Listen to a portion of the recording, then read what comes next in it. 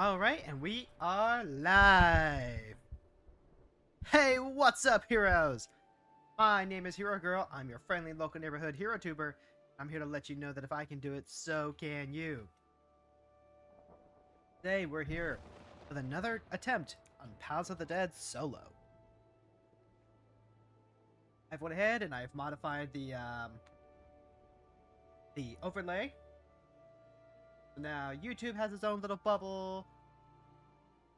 Twitch has its own little bubble, but they're both like nice and condensed down, so it's okay. It's fine. Good. Except you've even got Excalibur to hang out with you. Isn't that nice? But anyway, yeah. You can be my hero, baby. I'll sing it. I'll sing it. If I get a redeem, I'll sing it. But also, like, that's just a good song. I can take away the pain. Unless you're diving into the deep dungeon alone, in which case I can't take away your pain, cause you're running it solo. It's Monday, my dudes. Monday, we're so back. I'm, I am once again streaming this simultaneously on the YouTubes. And, yeah, hey, you know what? Funny thing about the Madden stream that we did last Friday. The thing that I thought was gonna happen happened, and it got hit with the copyright detection because the soundtrack is all established songs that EA licensed to be in the game. So, one, it's a good thing I didn't like stake my entire career on that one thing. I might end up just like deleting the stream or the video off when I'm ready to like monetize or whatever. Yeah, I'm gonna leave it up and then I'll wait until I'm monetize. But it also means that if I want to stream Madden on YouTube, I might have to actually take a look to see about commissioning someone to help me mod the game. So that way I can swap the music out, or at least deafen the music. That might already be like a I don't think that's a setting on Madden 06, but it's very much something I would like to look into. And I will, and I maintain that I will happily record god awful covers of all the songs on Madden 06 if it means being able to stream it without copyright infringement. I'll do it. But how much would those mods even like cost, right? I've never actually commissioned people to like do modding before.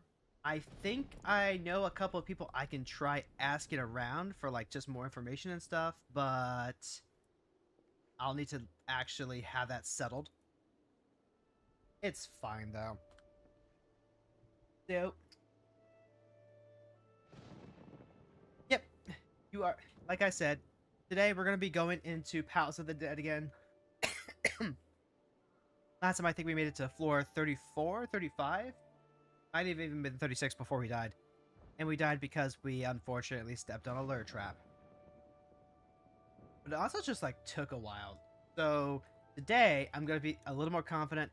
I'm going to feel better about hopping in and trying to like game rush some stuff. Because the early floors, those should be fine. Those should be easy. Restores HP with weapon skill set. Raw intuition. That's the one that combos engines, right? I think so. Fairly sure. Anyway, I don't think there's anything I really need to touch on. Although I do want to let everyone know that we will be doing a collaboration on Friday. We'll be hanging out with Jess, Lila, Francois, and Orion again. And we're going to be continuing our raft playthrough. That'll be going for about 4 hours. Oh, God. We need to figure out how we're going to be able to handle, like, restroom breaks and stretching breaks. Because God forbid you need to get up and stretch during a game of raft, right? That feels like a sentence by Melvining right there. Anyhow, then Wednesday, we have Wildcard Wednesday, which means I don't know what I'm going to be doing exactly. I just know that I'm going to be trying out one of the smaller games. Trying out one of the smaller games, and I'm going to try and have it announced no later than tomorrow. Tuesdays are kind of my my scheduling thing. Tuesdays are when I schedule the streams on YouTube. So it's a good time to just sit down and be like, okay, we're going to do this, we're going to do this, and we're going to do this. And then because YouTube also makes me make thumbnails, it also just gives me a lot of time to do some prep stuff. Like I was able to get to update today's thumbnail for both for YouTube and for the going live announcements. So YouTube has been better in terms of like helping me manage that stuff. It's nice. YouTube is not good for like guerrilla streams though. If you want to just go and hang out and you're like, you know what? It's late, but I'm feeling like streaming just randomly. Just random guerrilla stream. YouTube ain't good for that. Which is guerrilla not. Oh god. Then I still need to like I'm also probably gonna reach out to a couple of people, see if they're gonna be available to do some more yokai farming. Because we only get the yokai event for like the next month. Yeah, I think the next month and a half. Because Dawn Trail comes out at the end of June, right? Right. Okay. Alright. So then I think that takes care of the formal business stuff. So then yeah. Yeah. Shall we? Let's.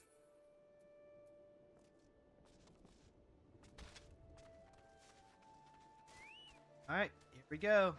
Go start from scratch again. At least we get to keep all of our 8th stuff.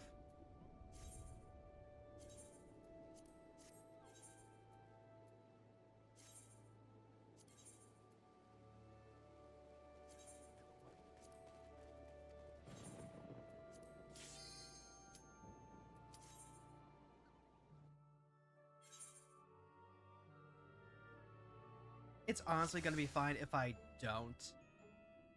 Oh my god, it reset. It reset my thing again.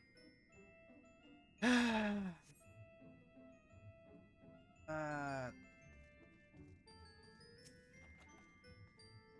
man, palm. Wait, hold on. Where's my palms? What happened to my palm menu? There's my palm menu. Oh, this is. Don't know where my palm menu. Attic. That's a level 3 palace. You have a hotkey for the character menu. I think that opens. Hey, there we go. Okay, thank you so much for that hot tip. Thank you, Valkyrie. Thank you, Val. Alright, now we can go ahead and just BM it. And let's see, I think we want to focus on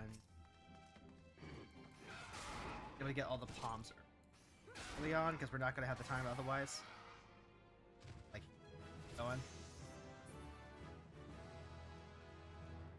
Alright, that's a death mouse, that's a sprite, we don't care about sprite. I hope everyone had. They wouldn't put anything devastating on the floor, right?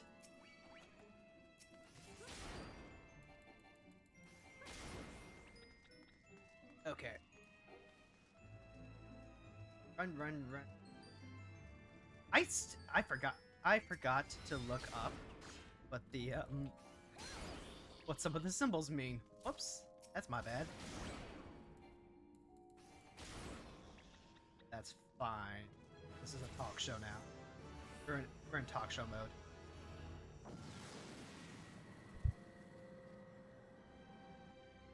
So we finally saw The Great Escape last night. That was a good movie. Like, it's a 3-hour movie, but it was made in the 60s. You don't really expect that, do you? These old movies, typically you think of them as lasting like maybe an hour, hour and a half. But it's true. A lot of these old movies are just good. They're good, they're solid. They have good comedy. And like, sure, yeah, sometimes you can see that the effects right behind the plane are actually just green screen. But that's okay. That's okay because it's like, what were you expecting? You can suspend your disbelief just a little bit. It's fine. That's it. Department of Witching. I'm gonna have to use the.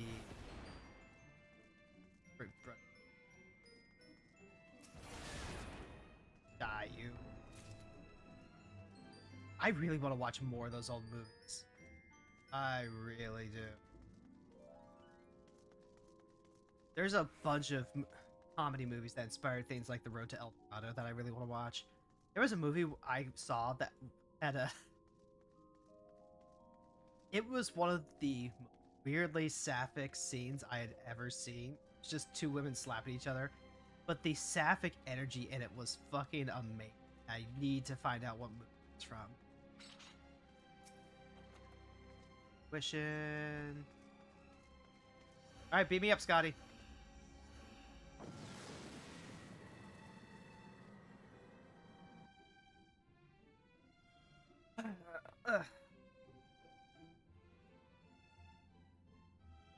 Here there is. I have like a few different older movies on my backlog to watch. Or, well, is it a backlog or is it more of a bucket list now? Because on the one hand, bucket list means that these are the things that you definitely want to be doing before you... And, that's not exactly the right energy for something like that.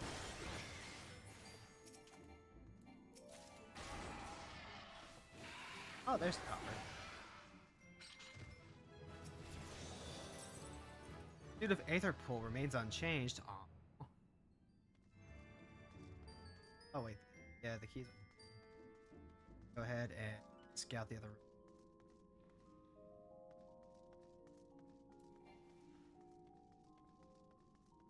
Like Citizen Kane? Citizen Kane is on my backlog bucket list for sure. This is the first... They say it's the first movie that has, like, the more modern directing style.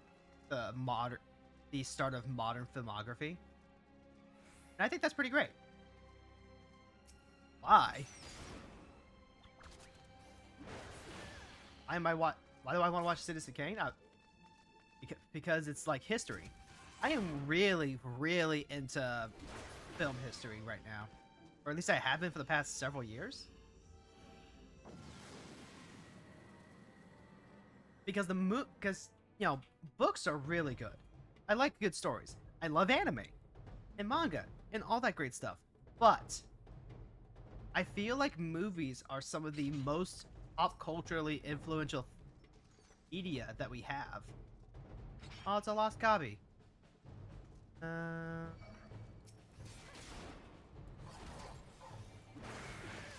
Liberal East. And oh, okay. You thought it was kind of mid. Oh, you mean about regarding Citizen Kane, right? I mean, I can believe that. I still want to see it. Because, like, I wanted to be able to decide for myself, and I have not ever seen it.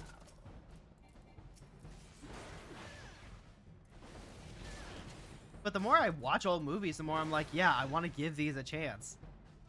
I saw Casablanca, and that was really good. I really enjoyed that.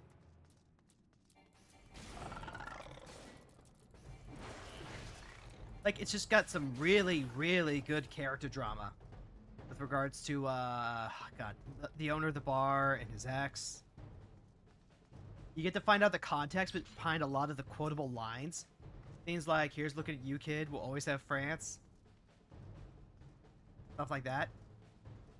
I just like finally understanding the context for some of this history. Plus, you know, they say that if you want to write manga or any other stories or anything like that, if you want to tell your own stuff, you know, watch movies and absorb other things beyond what you normally absorb. I don't want to just... Ooh, we got haste. I don't want to just, you know, watch nothing but isekai and soft fantasy.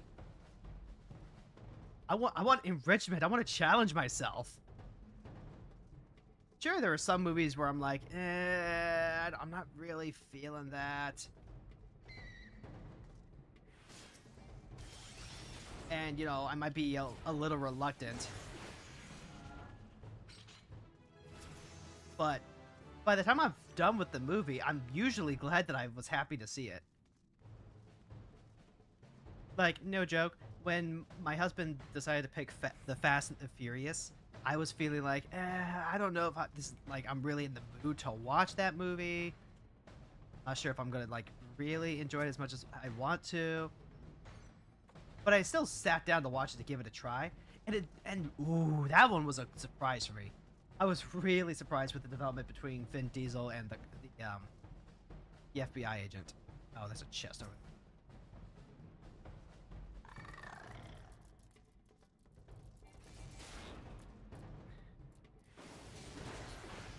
And that's just like, that's another movie I just would not have seen on my own.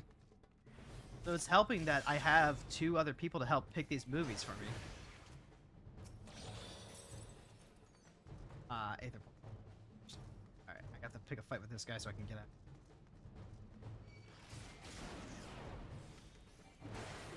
The enfeebling trap is triggered. What did I step on a trap?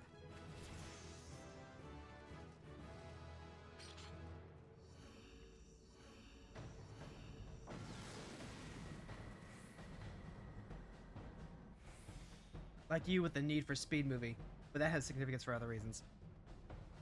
Kinda, yeah. And like, you never know what's gonna resonate and what's not.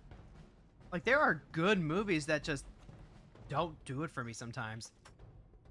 I can't, oh god. I can't think of any, like, off the top of my head, because if it's not gonna resonate with me, I'm probably not gonna spend a lot of time thinking about it. Oh wait, no, never mind. Blade Runner. Okay, I've already got 3 palms of intuition. No cursed sword. Yeah, I saw Blade Runner for the first time last year because my wife really enjoyed the sequel Blade Runner, the one that made more recently. And we went back and watched the original, and I see a lot of people holding this version of Blade Runner with a very special kind of reverence. And that just, it doesn't work for me. It doesn't work for me despite being a widely considered good movie and a generally influential film. They filmed part of it in your hometown. You did not know this until your cousin had you watch the movie with them. See, that's also really nice. It's nice when there's a little bit of history there. Like, I think part of the Avengers was filmed in Cleveland, if I remember that correctly. Alright, we're really... Okay, we're zooming it now. Gonna be able to get through this. Nope. Oh, did I not kill enough enemies? God damn it. I have to, like, backtrack a little.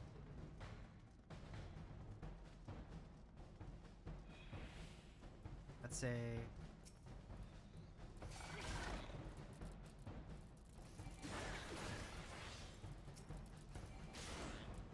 I could probably, like, just stun him. There we go. And you were basically like Leonardo DiCaprio meme pointing at the screen. See, the funny thing is, I say exactly that when I recognize something. If I recognize a scene or like in The Great Escape, they had that scene where Hiltz is shoved into isolation and he starts bouncing the ball against the wall. That scene gets referenced so many times in cartoons and everything else that when I see something like that, I also go I literally point at the screen and I go, Leonardo DiCaprio meme! Leonardo DiCaprio meme! Just... Oh, okay, there it is. There's the horde. Alright, fight me, dog. Fight me, dog.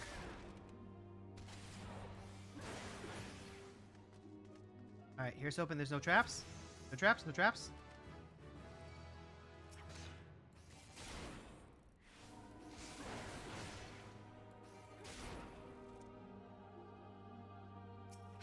Alright, Pomander of Flight. Ah, god damn it. Got hall monitors on me.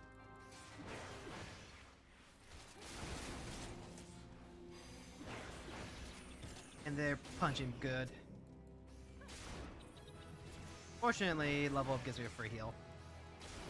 Ooh, yes, please give me more of those potions.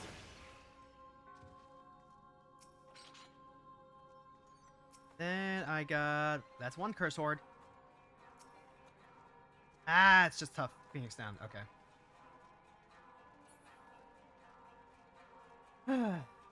So, yeah, there's a very special rush that I get whenever I see something that I recognize.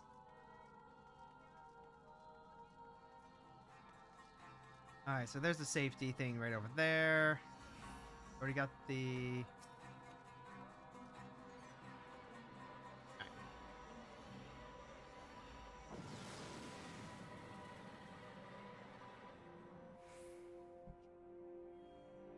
Movies reference other movies all the time, but more importantly, just a lot of the cartoons that I grew up with in the 90s and early 2000s, they also reference those movies a lot. Like that rubber ball scene that I was just talking about. That was referenced in The Simpsons when Maggie was put into her playpen, and she has a rubber ball and she just starts bouncing it. Alright, there's Tomahawk. Commander's safety. Running circles around these guys.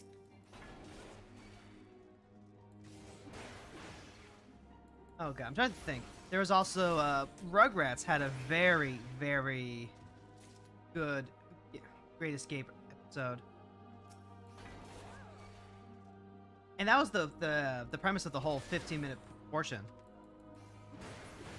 They wanted their pacifiers, but they couldn't get them, and the chest is right over. But they couldn't get them because they were locked up, so they had this huge, massive, elaborate plan to get them all back. Which, you know, when I think about it, was exactly what the Simpsons. Alright, so then... I think we're just... Alright, that worked.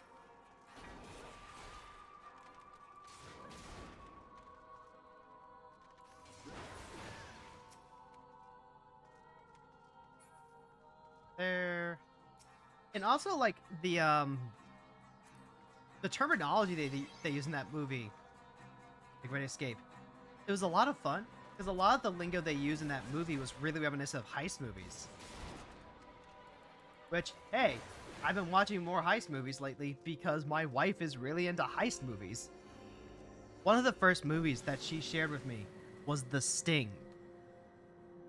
And that is an older movie. That movie was so old that not only did they have the character credits at the start of the movie, they also had, like, the scene transitions. The act transitions, where they put on a little title card. It was like the setup or the getaway.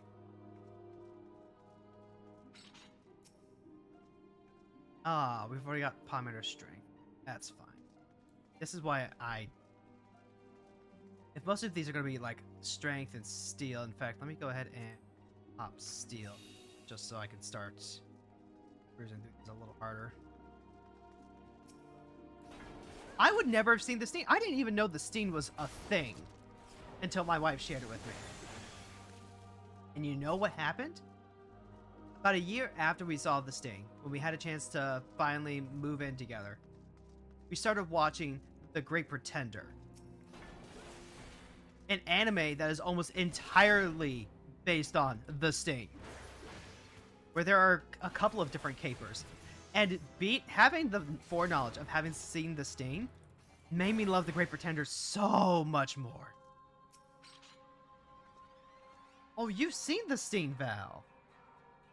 You haven't seen it in ages, but being reminded of it, you love The Sting. Yeah, okay, yep, okay.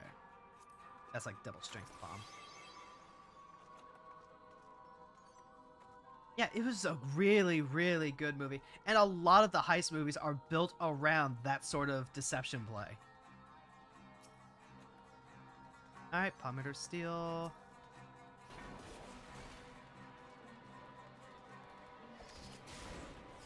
It's just so much fun, too.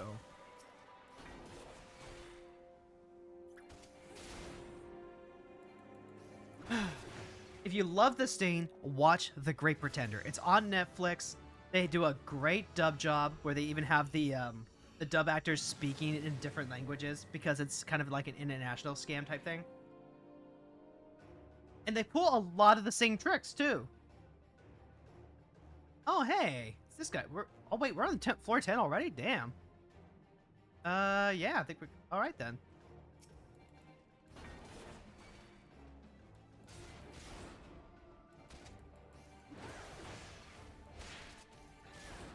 Let's see. Let's go ahead and use all Rampart. Alright, it's a boss fight, so I'm gonna like just focus in here real quick.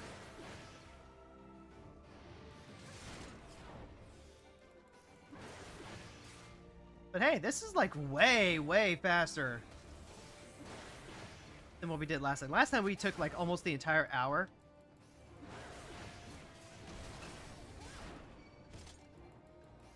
This time we're just gonna like cleave through them. Even though I don't actually have felt cleave. I get there without having to spend a potion. I should be able to, right?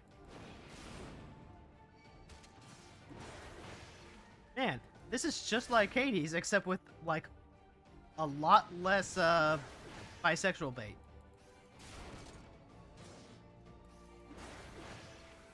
Maybe someday I'll stream Hades. Someday. There we go, easy.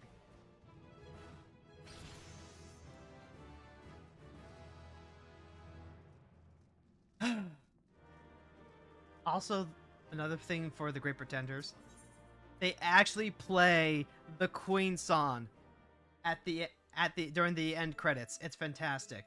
Also, let's fix my portrait real quick.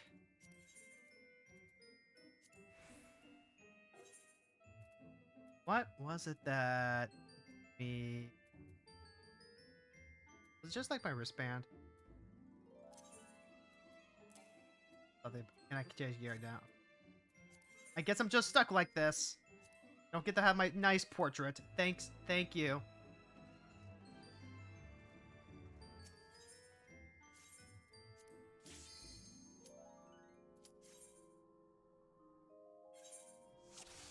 Activates dual streaming. Thank you, Lucky. I think this is the time where they start having the stupid show up.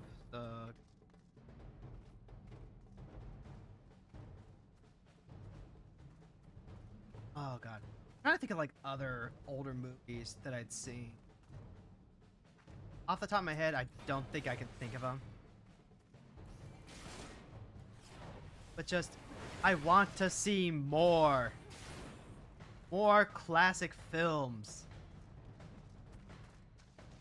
Also more foreign films. Another big movie that I saw.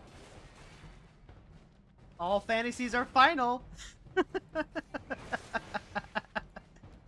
That is way funnier than it should be.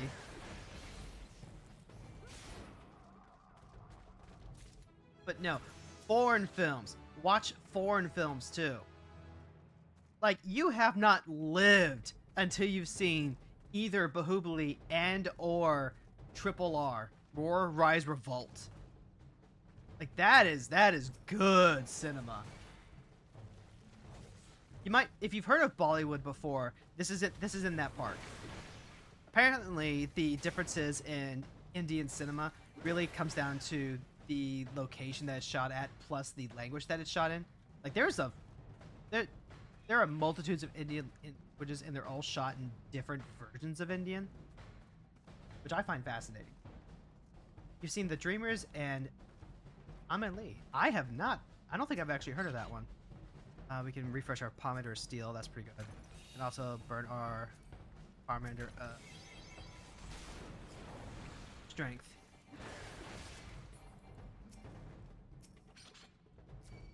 Alright. Ah, this stupid thing. I'm trying not to, like, be baited into going into the center room in case there's a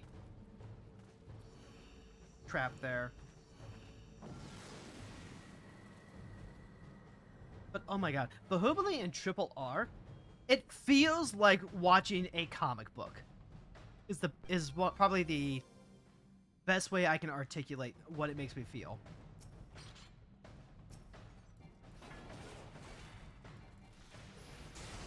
Like, it is so over the top and rule of cool powered that you cannot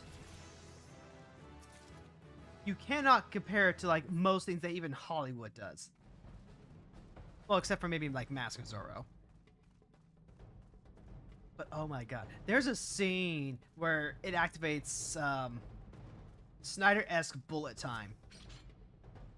I'm under a fleet. Which was that? It's just free value.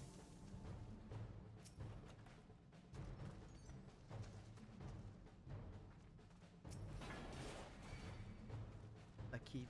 Oh, there we go. There's a scene where both of the heroes in Roaring Rise Revolt, they have to rescue this kid. One charges in on a horse, the other charges in on a motorcycle, and they run headlong against each other. They both jump off opposite. I've been toaded. God damn it. I tried to stick across the end specifically to avoid Toad. Alright, we'll just out here, I guess. They both leap off of opposite ends of the bridge, rope in hand between them, and they swing. One carrying the flag, the other rescuing the child. And then they just, they do like a swap. So that way, one guy can get covered in the flag to protect himself from, like, the burning bridge, while the other one saves it. There's tigers. There's a whole scene where a whole group of animals gets released, including the tiger. And it's just the coolest thing I'd ever seen. Bahubali is a two-parter film, and that one has basically, like, the return of the chosen one coming back to reclaim his throne type story.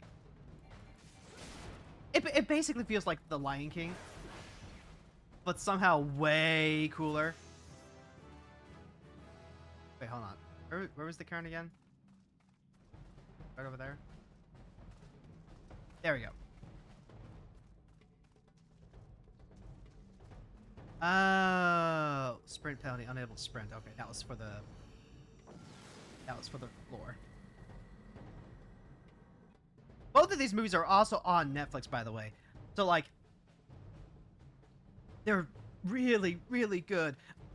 Triple R. Triple R has the single most amazing dance number I have ever seen, where both of the leads get into a super dance competition. And it is hype as fuck. I love it. But it's also about revolting against the British that are occupying India. So, like, you know what? Bonus points for anti-imperialism right there.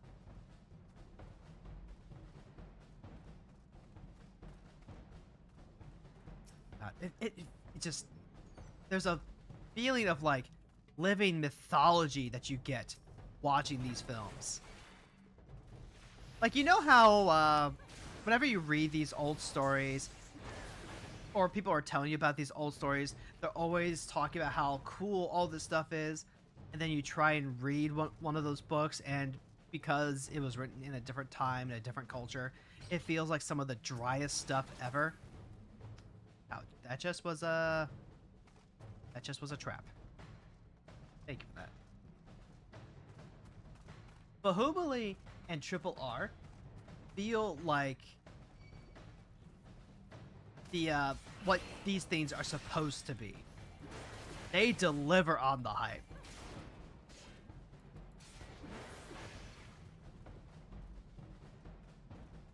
Like, if you already watch anime movies, you're already watching foreign films. Because you're already watching, you know, anime. You're watching the anime movies. If you've seen Your Voice or Your Name or anything like that, that's basically the same concept. Except I also want to see the live action stuff. Like, I've been watching the Tokusatsu one. I've seen Shin Godzilla, and I'm gonna watch Shin Kamen Rider with my maybe not my husband, because he's not really into Tokusatsu, but my wife's been getting into it.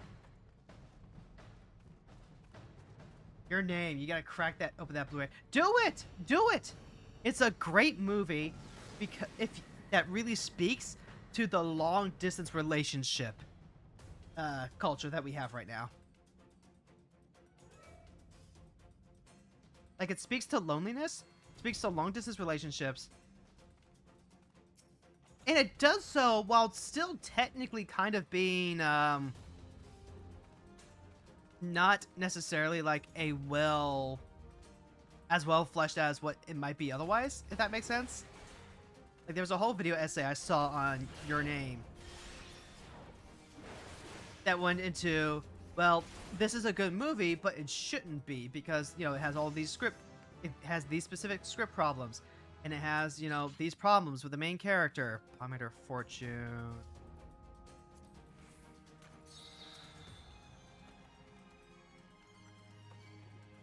There's a shortcoming in your anime collection is that you don't have a lot of movies.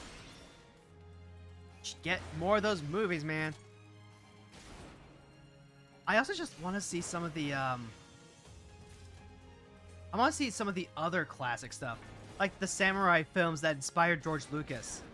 Like, did you know that A Bug's Life, the Pixar movie, was inspired by a Japanese film called The Sixth Samurai? Or maybe not The Sixth Samurai, but like the something like that. The 11th Samurai or something. It's true. And now I want to watch the original.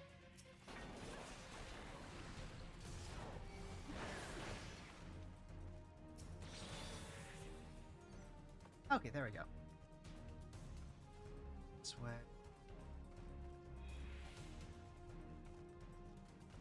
Did the thing activate? I couldn't tell.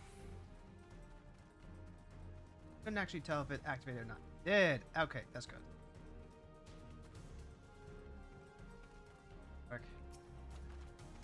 Commander of Affluence. Excellent. Right. Seven Samurai? I think that's what it was. It's about these samurai that protect this village against invading bandits. It's literally the original plot for Bug's Life that Pixar took and adapted into their project.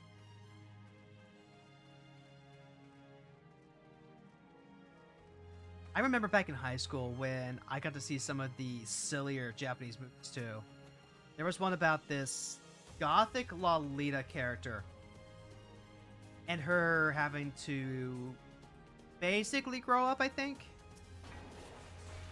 Let's see, I'm gonna fight this thing just to clear it out.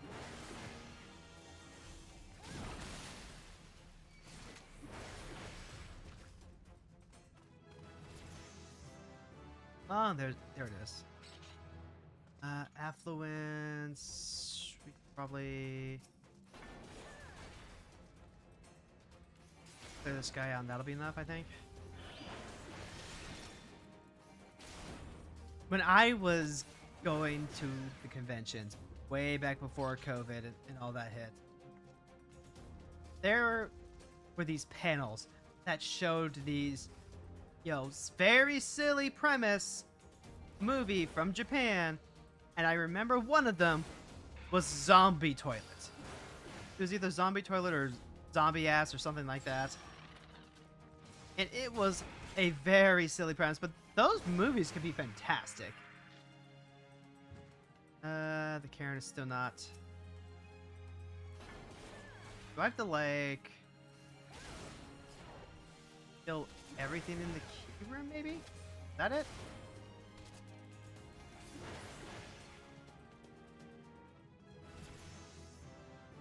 I missed something. I think there was. Or maybe I'm just required to find all the... No thank you.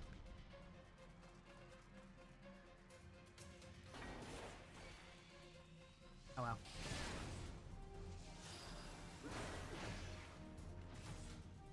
Silly doesn't always equal bad.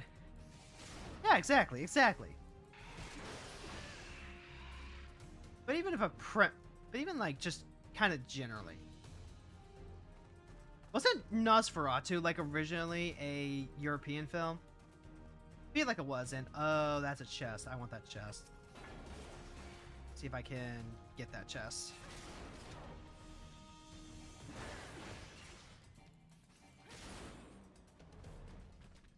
The Cairn of Return begins to... Yeah, that was good for a palm. I want to watch more movies. I want to keep broadening my horizons like that. I've got like a whole list of movies I want to watch here. I mean, they're on my phone, so I can't actually like pull up the exact list right now. But you know. I will say, watching it in a group can be an issue sometimes. If only because sometimes there are movies that I want to watch and my husband is not feeling it. Like, I wanted to watch Barbie, but he just completely vetoed it. And like, that's fine. We have that in place because sometimes there are just movies that we're not feeling up to watching, or movies we're not comfortable doing right that second. My wife was in the mood to watch Zombieland, and I had to be like, okay, sorry, I am just not feeling it today.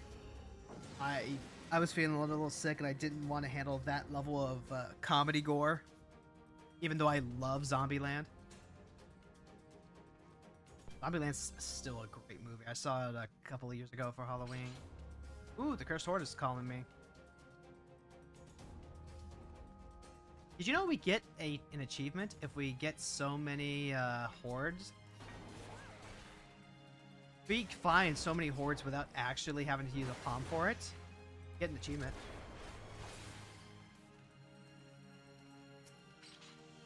Comment of intuition, but not today.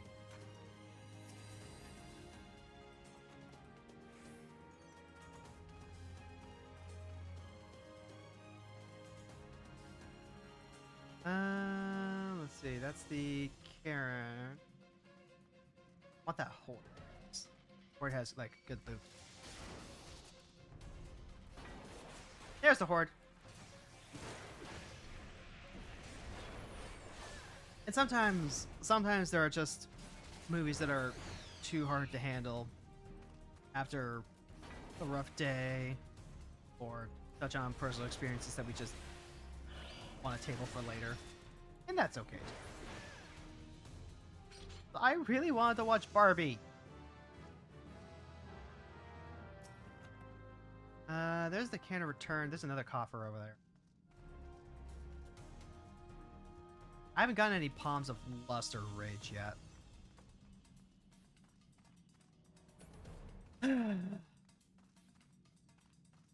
See, this is where my master plan comes in, though.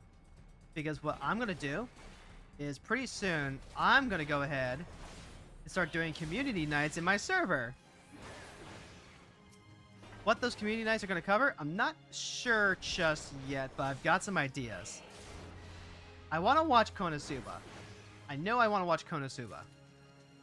I also want to watch the Gundam movies. The movies for the original Gundam. I also want to watch Barbie. I might start it with something simple like Barbie. Because with Barbie, it's just hey, show up the one time, and that's it. You don't have to worry about having missed anything else, which is the biggest issue with doing community watches for series. Over there. I like that thing, like. So just potentially use a community night to watch anime movies, to watch one-off movies, rather than series to start with. I think is probably the best thing. Light. G. All right, so next floor is gonna have less. Okay. But I'm also perfectly willing to let the community decide what we want to watch. What I'll do, I will make a list. I'll make a poll for us to go through, and then we'll vote. We'll vote. It'll be Gundam, Barbie, some other third thing. Like if there's a third thing I want to watch, maybe Shin Kamen Rider. Ooh, that would actually be really good. Shin Kamen Rider would be fantastic. And that's a pot shirt. That's what we need that. We need that for some of the better loot outside.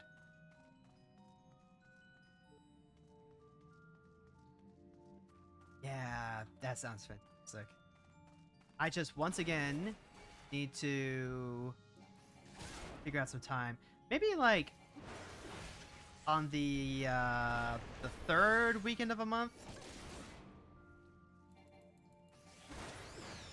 Because there's the Friday. It's the first Friday of each month. I am doing the collab with Lila and Jess, and oh right, Pop Strength and Steel.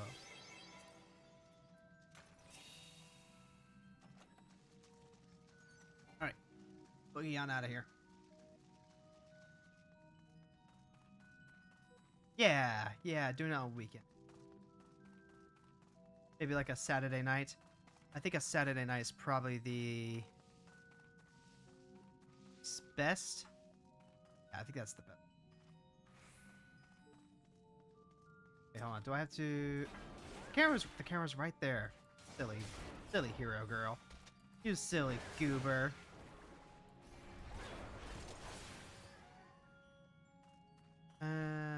God, did I not kill enough things again? Never remember. Never.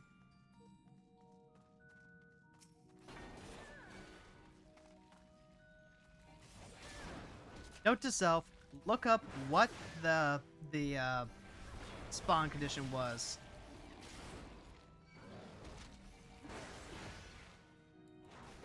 Unless someone in chat knows.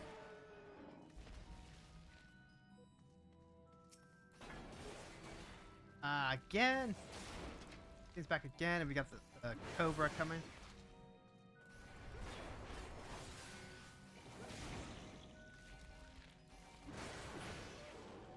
There we go. Now it begins.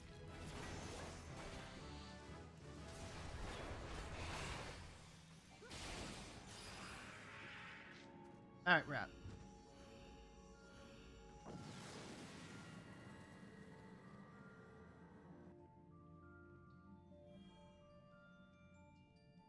Part of me feels bad because I'm like trying to do too many things all at once. Okay.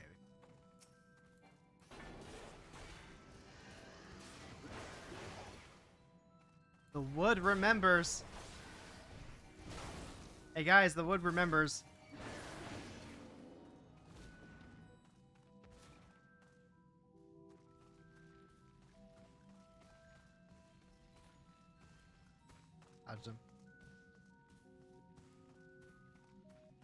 Oh god. I was interviewing with a VTuber the other day. And I got a flash. I got a glimpse of what I was doing just last year.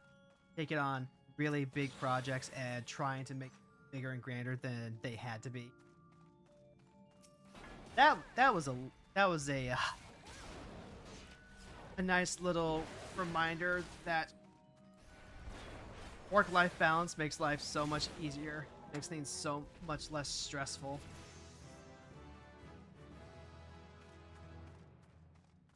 was working on the FF14 video today, and I kept thinking, I've got to record footage. I got to record footage. And then I remembered, oh, wait. I don't strictly need to use footage for this. I can just use the still pictures and, like, add a little bit of zoom animation. That's all I have to do.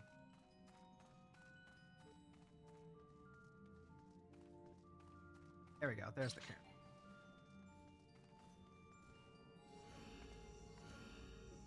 Later, Gators. So remembering that I can use those pictures, I'm going to remember to save a bunch of them so I have them on hand, and that's going to help the editing so much. Because I realized, hey, I'm dreading the process just a little bit, because I'm thinking about the repetitive nature of go in, get the footage, come out, do the trying to make sure I've got all the stuff. But if I already have all the stuff and I could just figure out ways to use it, then that is significantly kinder to my executive function. Pomander of Witching, it's wait, no, that doesn't... Shit. I didn't have to use it that way.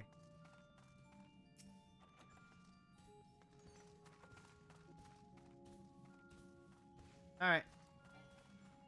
Let's keep on trucking. Pomander of Witching. I forgot that was the oh shit button.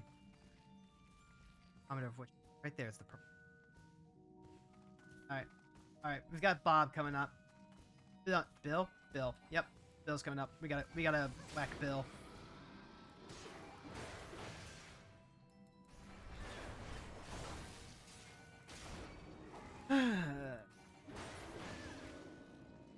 Some of my other friends do community nights where they're watching through a bunch of series, and I keep thinking it'd be nice to join those.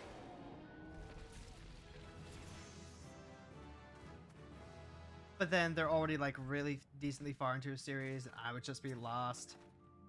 You can say, hey, just go and just hang out, you know. But I ain't about that. If I'm going to watch a series, I want to watch the series. Hi, Bill.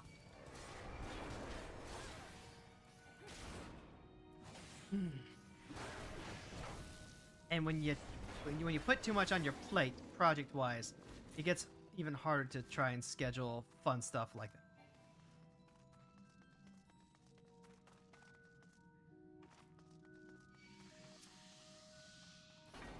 Okay, yep.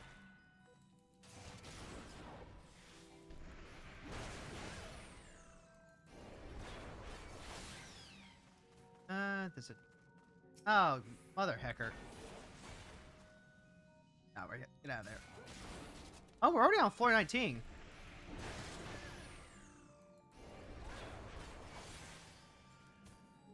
Alright, well, here's hoping... Oh, hey, it's a free steal. Excellent.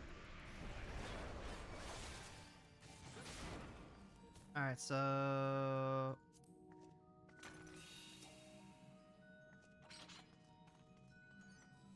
Pop Pomander of Steel. Check out the chest.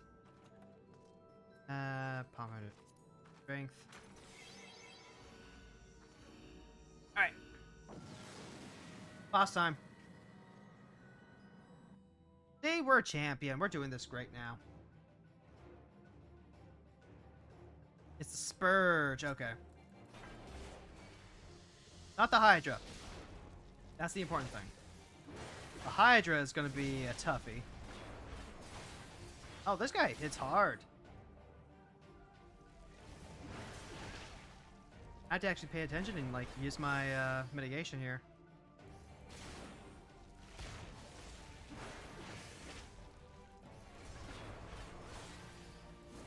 Fortunately, we have our Storm's Path here, which heals us. Every time I do my 1-2-3 combo, you get some healing.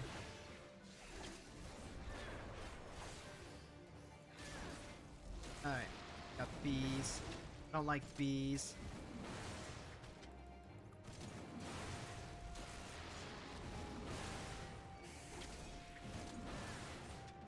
Fortunately, it's only really doing like directed AoEs now.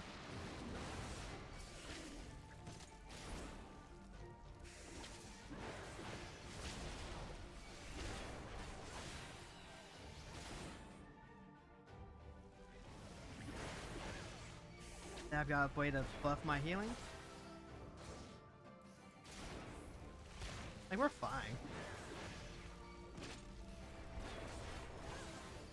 Alright, that's yeah, oh, it just hurts a little bit. Yeah, we're cruising. Can I bees here?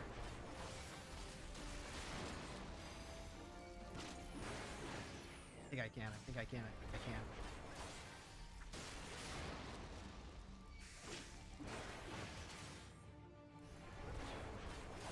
2%. Easy. There we go. You turned into such a gamer. Beautiful.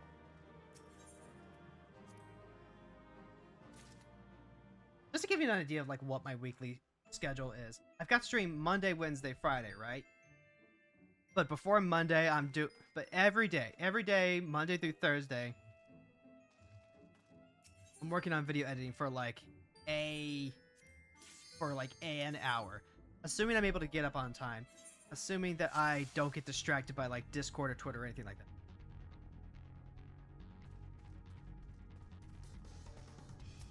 Oh my god.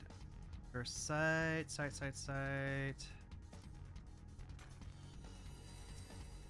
Perfect. Got 2 chests. And a trap over there? Remember last week? Commodore safety.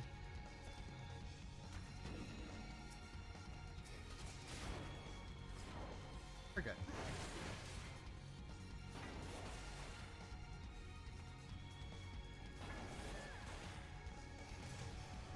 Okay, so Monday through Thursday, I'm getting in like an hour and a half of editing. Ideally. The editing goes a lot slower if I don't have the images I need, or if I'm trying to, Holy shit, that hits for a lot.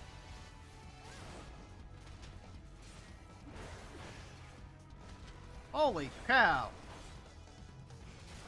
God damn it! Holy fuck! I should have popped a potion. Fuck. Well, that was just like the first hour, so... Alright. Carelessness killed the cat. Restart.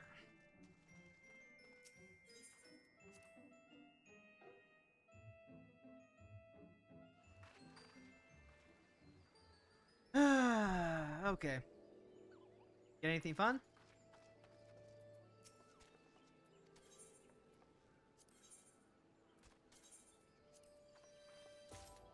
Got, ooh, Falconer's shirt. And materia. What's that shirt look like? That's not bad, actually. How's that die? Got, I like a nice soft ocean fabric. That's not bad. I like that. Got the dagger in the back. You could do that for like your rogue. Yeah, I like that.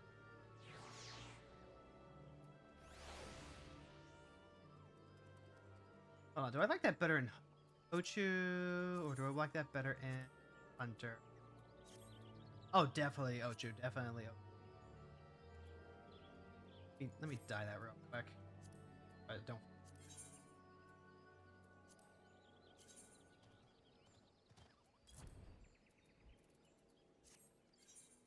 Also, it only took us like an hour to get to that beforehand. Plus, we are just...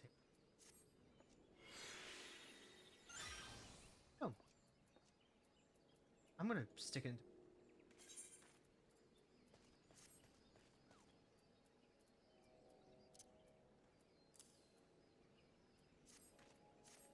Alright, here we go. Back in we go.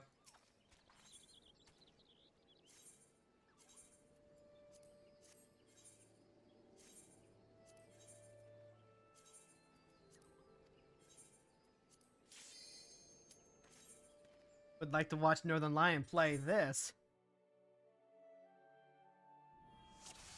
Alright, here we go again.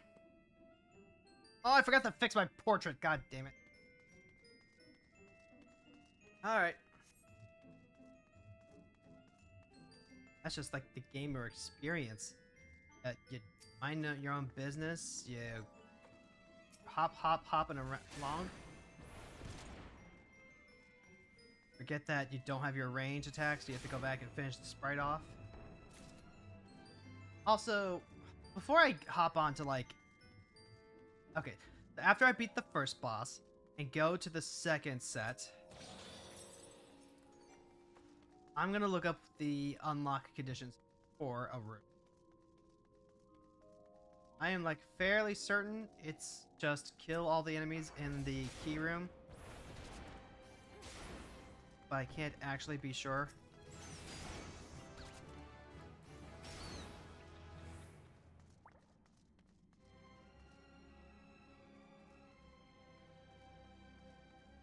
Why are you not unlocking?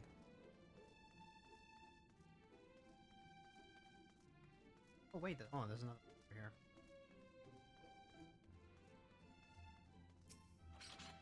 Oh, Palmetter's always... Okay, where was I? So yeah, editing in the morning, streaming Monday, Wednesday, Friday.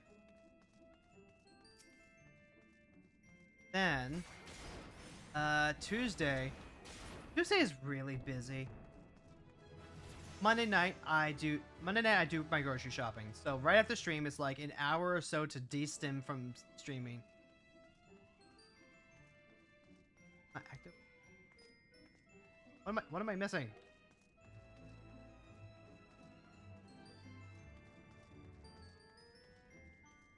Play progression required for counter for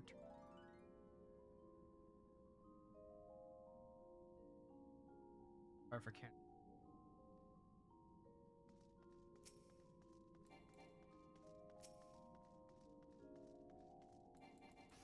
I'm after the... There we go. Tuesday is busy just because now that I'm doing the YouTube streaming, I'm using it to make my thumbnails, using it to update my schedule. I'm also doing all my laundry on Tuesday. I cook Tuesdays and Thursdays.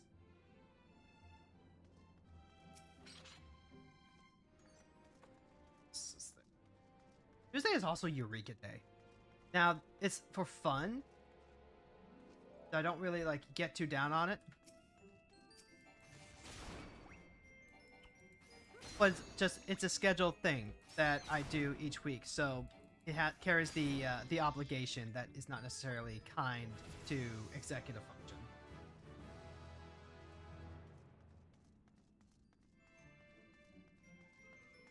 That goes somewhere. And it's like, it's only an hour. It's only an hour, and I love doing it with my friends. And then also, we're trying to survive Pagos. We're trying to get through it. We're dying because we're trying to farm it as quickly as we can. Get the hell out of Pagos. Like, it's fun, but it does keep me busy. Wednesday becomes the first weekday where I actually get to chill. I go on, I do my streaming.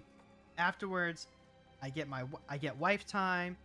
Then I get to just relax.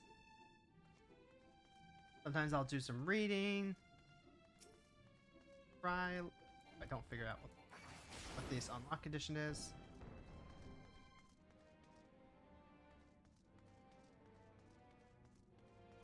It has to be the key.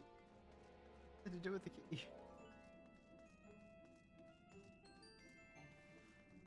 Gotta have something. Like, damn.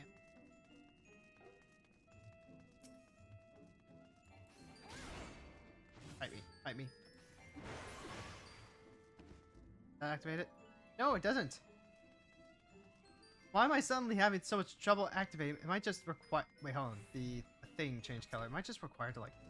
Oh.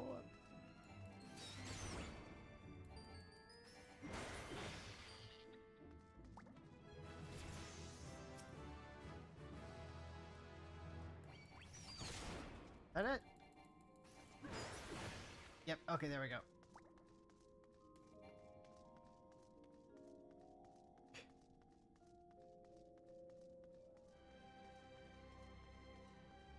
So Wednesday's a relaxed day.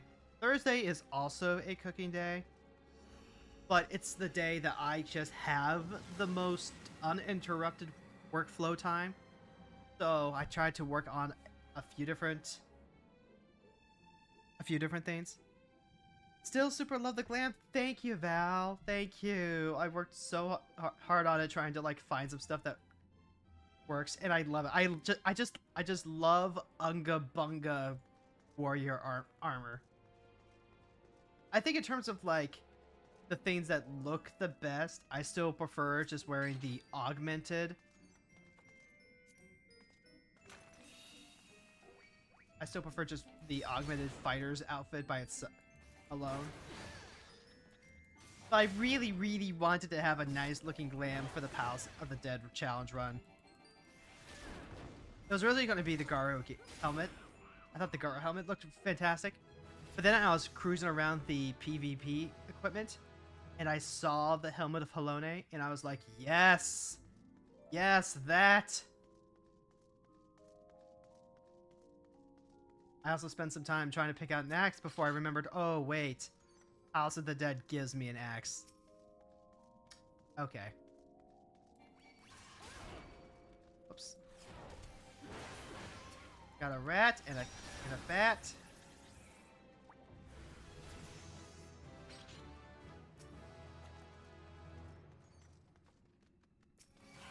Did you see me die, Val? Did you see me die on the 21st floor because I got careless and got hit by a turtle stomp? Note to self, turtles cannot be stunned. Turtles cannot be stunned. I have learned this the hard way. You sure did! That's a highlight for the recap video if I ever saw one.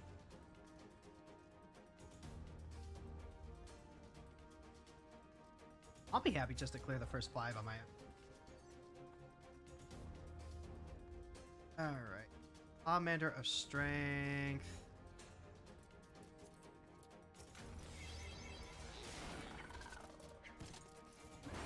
Hey, Val, while you're in chat, would you mind telling me what exactly is the condition for unlocking the next level, the door?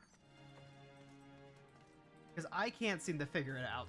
I keep forgetting to check the guide. That would actually like educate me on what I'm supposed to do.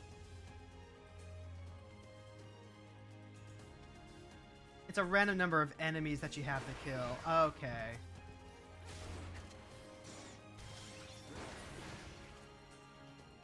Can't know exactly how. That sucks. And like, what's the like, what's the whole the Cairn of Return, the Cairn of Passage?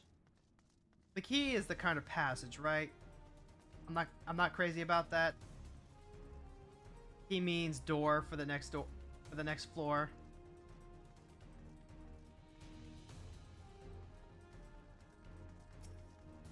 Okay, that also does mean that I should be mowing these enemies down as I go. Give myself some time. I'm not crazy about that specifically. Okay, thank you. There we go. Okay. 5 to 7 enemies. I wasted so much time just like sneaking past everything.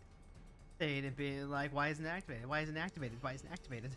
Alright, if I have to like discriminately kill some stuff anyway, then that makes me feel better. Hey, Aradia, you did! You made it for the Palace of the Dead run! Thank you, thank you!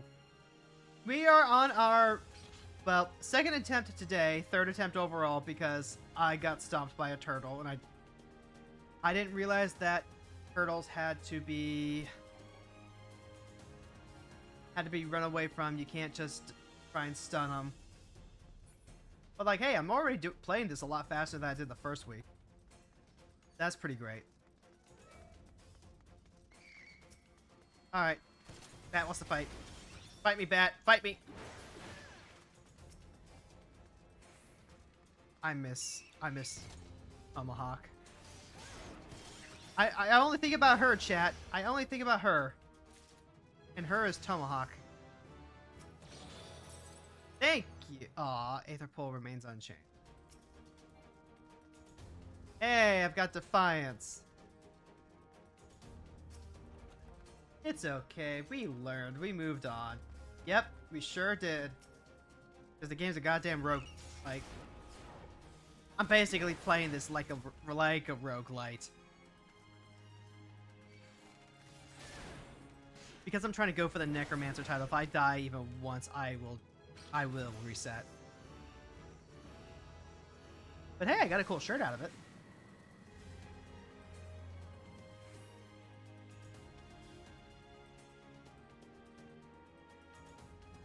Roguelite, roguelite, roguelite. Exactly. Thank you, Excalibur.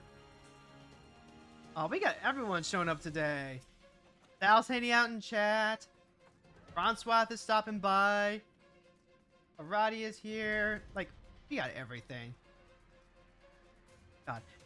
I would love to get the Necromancer title for Thamora. I would love that, love that, love that. Oh, hello. That looks like a room full of enemies.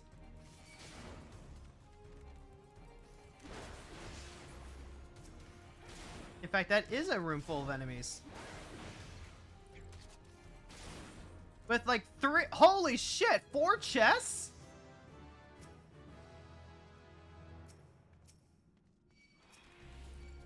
There we go. Come on. Fight me! Fight me! Oh, this'll give me the Cairn. For sure. Just gotta... Oh, not botch it at the last second. Hey, wouldn't it be grand if one of these had an explosion? Oh, Pomander of Intuition is already full?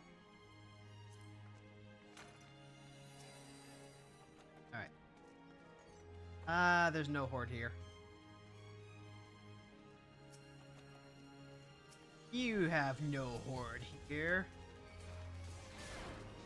You know what? Where's the, I'm gonna pop Pomander of Safety so I can just, like, run into the...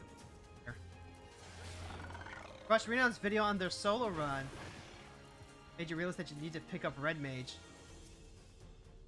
Red Mage? Why Red Mage? Renown did Palace of the Dead on Warrior, so why does that make you pick Red Mage?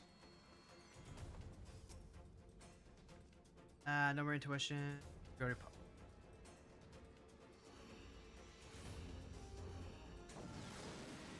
I mean, Red Mage is allegedly one of the best jobs to run Palace of the Dead on, but still. Oh, hello. I sense the horde. Let's see.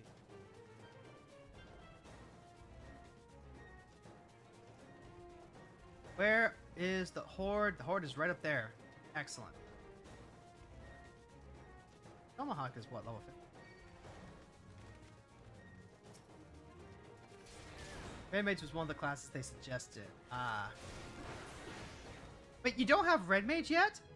Yes, get Red Mage, girl. Fronswith is now lurking. Rest well, fellow hero. Hey, it worked! It worked! Thank you, Excalibur. Thank you, honey. Thank you for letting me know. You have a good rest, Francois. Alright, we can pop a steal. It's just free. There we go. And I've got... Oh, God damn it, I've been toted. God. At least I was smart and cleared out the room first. God damn it! Someone clip that! Someone clip that! Exclamation point clip!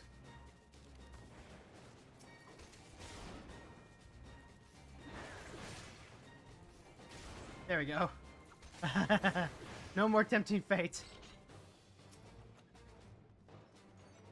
You've been putting off your casters. Ah, I see. There we go. Alright, so the Cairn hasn't been activated yet. We have to go back and... Wait, hold on. There's a chest in here? There's a chest in here. Excellent. Also, thank you, thank you. Yes! Okay, there we go. Pomander of Lust. Already a better run than last time.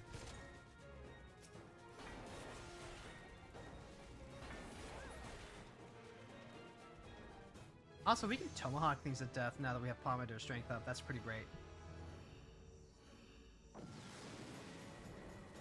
Thank you for the clip, Aradia.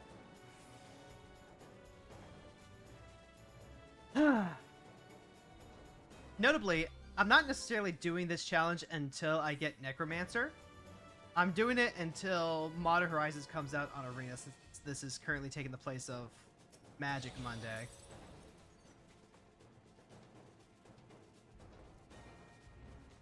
But I sure hope we can clear it before then. I've got, like, 3-ish months, roughly speaking.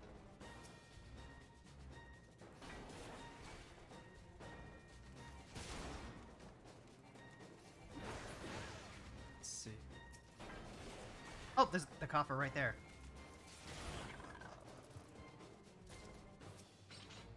Pomander of Affluence. Increase the number of treasure coffers on the next floor. You want to see the new colorless support. I want to see the new colorless support. I'm looking forward to that. I'm not looking forward to new Emrakul, but I am looking forward to new support. Aha! Okay, we got the strength buff. Good, good. Alright, let's just go ahead and clear some enemies out. Get the Cairn going. That's a level 16B. For your Vanampher colorless deck. Yo, I was playing against a Vanampher deck. The new one that cloaks cards from your hands and put it onto the battlefield. I was playing against that the other day. And the thing that I figured was going to happen happened. I kept killing the Vanampher, and the one turn I wasn't, they were able to cloak out Omniscience. And then I tried to kill their face down ward because I figured it was important. And they Tamiyo's safekeeping it. And then they got to Omniscience and play Jigataxis and draw all their cards and play all their cards. And I just, like, I was like, okay, yep, you are exactly what I knew people would be using Vanampher for. Even though they could have just hardcast, the Omniscience. They wanted the style. Wanted the style points.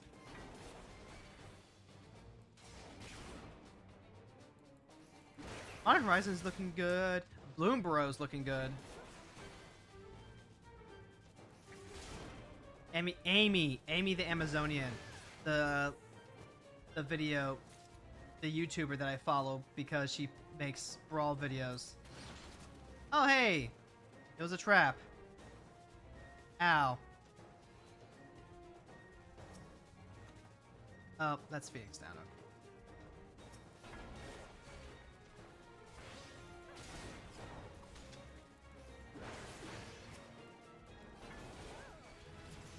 It's fine.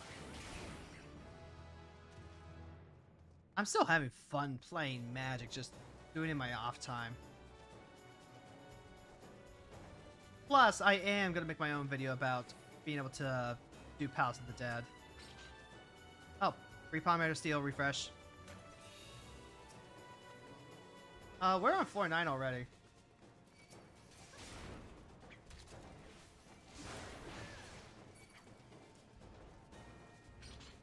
Okay, here we go. Yeah, that's the thing about Vanapier. No inherent card advantage and no real reason to run her outside of a dumb flicker shenanigans. Yep. I've actually started, and that's the exact reason why she's in my Lagrella deck. Alright. Boss time. This one should be pretty.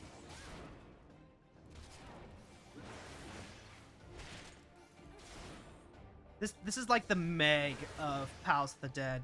If anyone has been playing Hades in the past 5-ish years or something like that, this is just first boss fodder.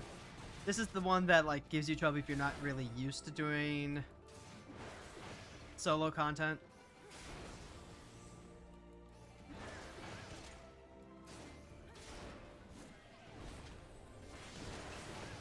Yeah, that didn't even hurt.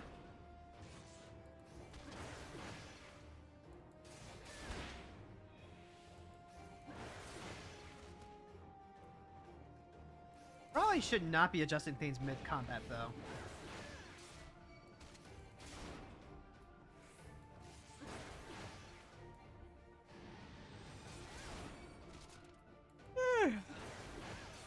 I mean, it's got me like half health. Like, so what? Moon down, yeah, yeah, yeah, yeah. Dun dun dun dun dun dun dun dun dun dun dun dun dun dun. Dun dun dun dun dun dun dun dun. Oh, yo! I forgot that I get Elegant Tomestones for this. I realized this last week as well, but like still.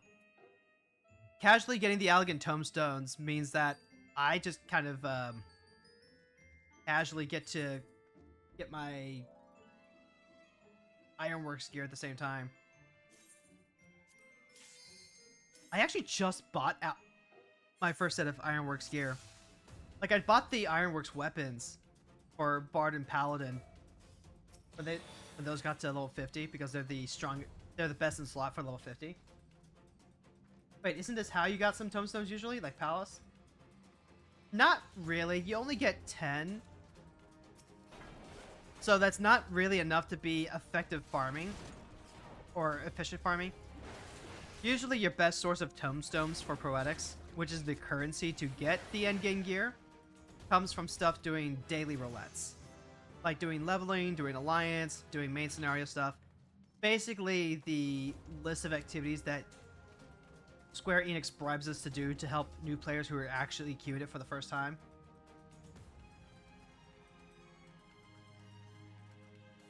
Bronze be like, what is that? Bronze be like Big Brother.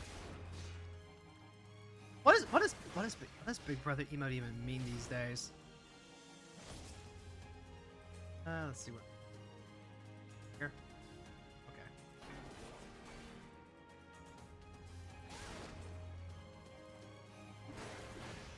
Okay. But no, you would be doing rollouts and stuff. However, I have been doing a lot of things that aren't just roulettes. And you don't get Poetics from doing the leveling roulette unless you're already max level.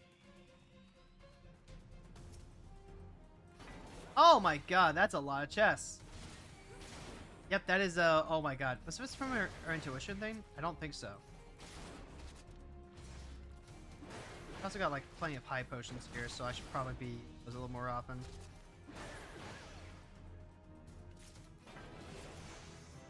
Ah, this fucking thing.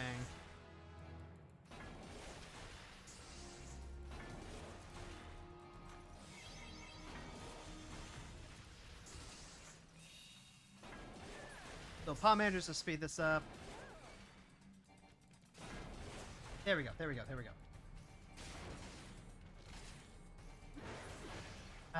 There's a lot of other ways to get the Poetics incidentally. Like, you can get them from doing treasure maps. You can also get them from doing hunts. Like, if you have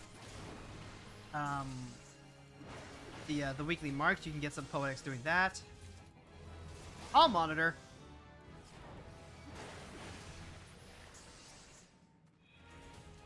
And I have done so many of all that incidental stuff that I just get them. Oh, Frontier. Frontline. Doing front lines, PvP, like daily PvP stuff, also works. Oh, hey, look, it's a mimic.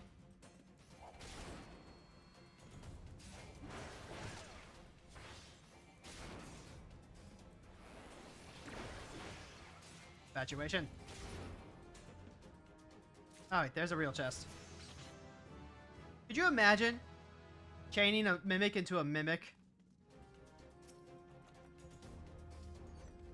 That would be cruel. That would be cruel and unusual.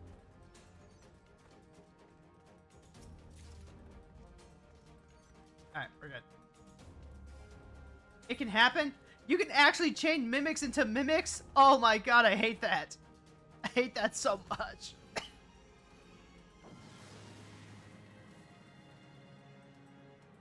So, I have done an inordinate amount of PvP on Thamora. In fact, when we clear floor 20. Hey, floor 20! When we clear floor 20, I'll pull up my PvP profile real quick just to show it.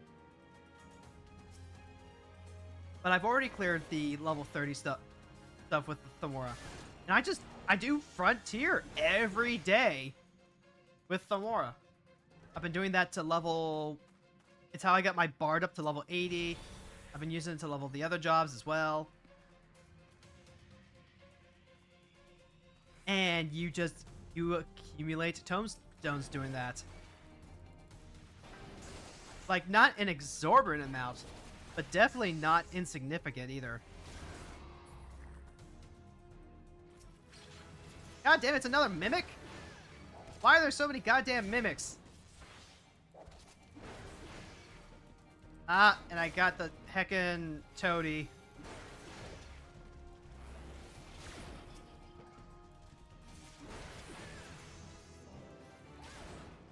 Goddamn toads.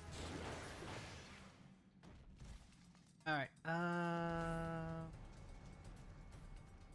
still not done yet though, so... Clear them all out one at a time, I guess. There we go. Passage is activated. We're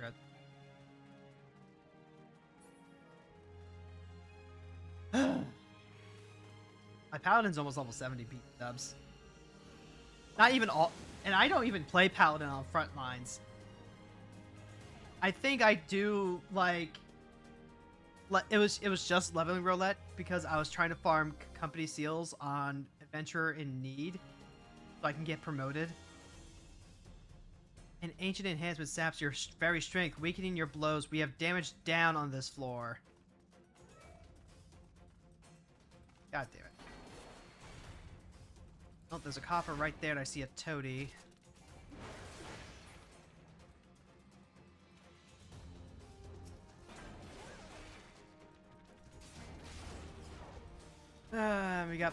We got hall monitor pudding.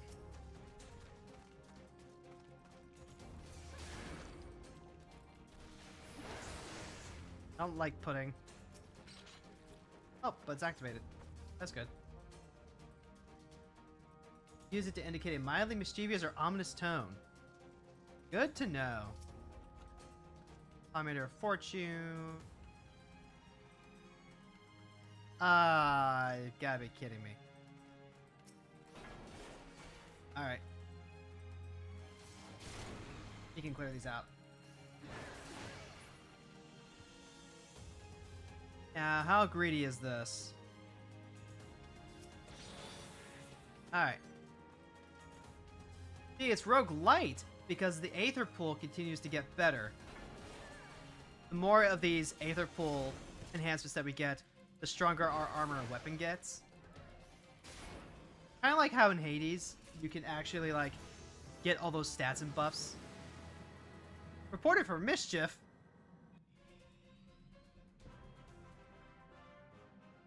Oh no. Alright. We're on floor 14, I think. Yeah.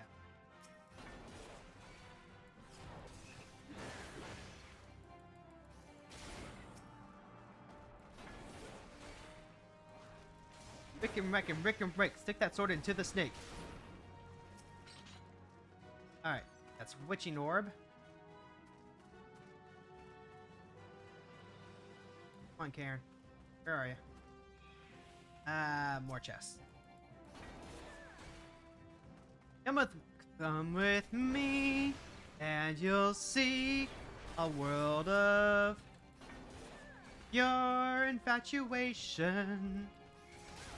Don't you want to be caressed by a tall elf with impeccable fashion?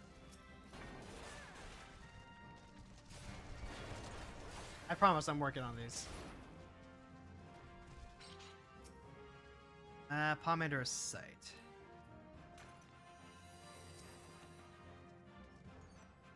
Sweet. You ran it from the kitchen for this. But you're the reason why it's on my mind to begin with.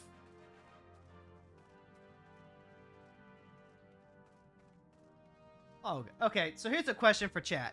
Chat, which of the Willy Wonka movies do you prefer? And I'm only listing the first two here. Do you like Willy Wonka in the Chocolate Factory or Charlie in the Chocolate Factory? I can't remember which one's is which, but I mean the original Gene Wilder movie, and then the Johnny Depp version. The third movie, the new productions, is it actually that good? Is the new one actually okay?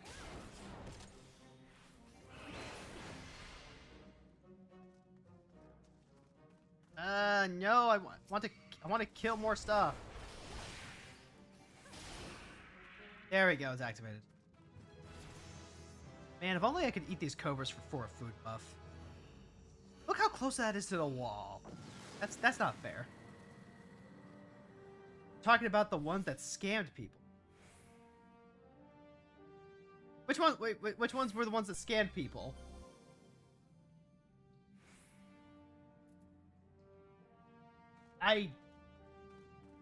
Is there something that I don't know? Is there something that I need to know about all this, chat?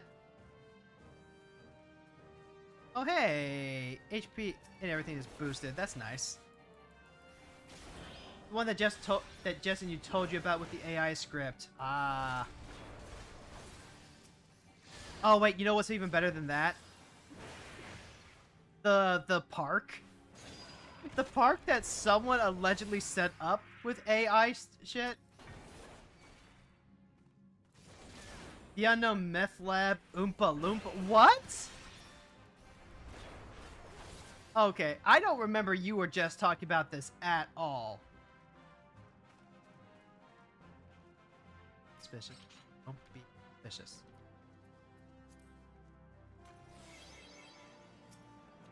That's just a free palm. Free palm, USA.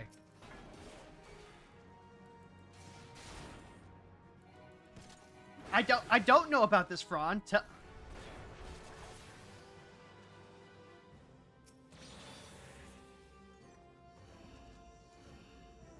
I think the Aether Pool stuff goes up to 99, by the way.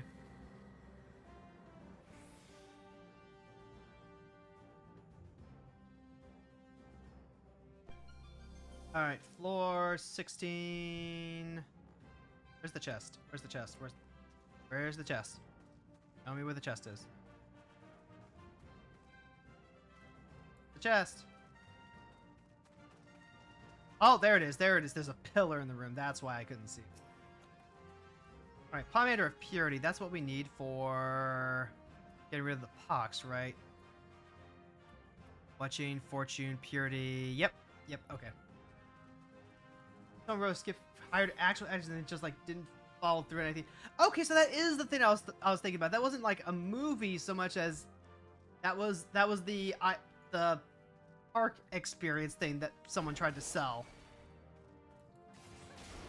And then they just dumped it on a bunch of kids. It was like, do a thing.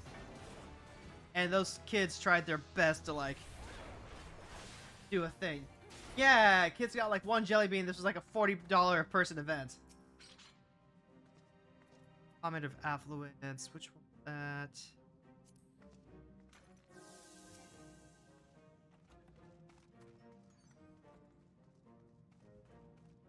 that? And there's a US version coming. Oh no.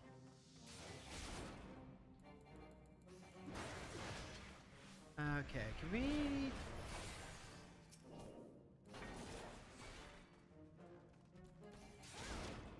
You should try selling jelly beans at $40 a pop. You can try. I don't think you'll get that far. Hey, that's the Karen of Return. Okay. I want the Karen of Passage. The Karen of Return is the mechanism that you can use if you're going with a party. And it lets you revive anyone who's died. Yeah, this is the thing we're looking for.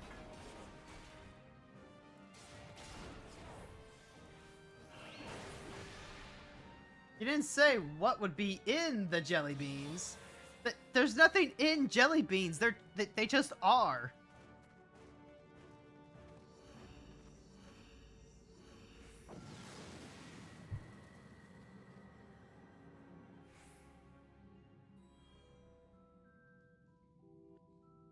No one makes stuffed jelly beans.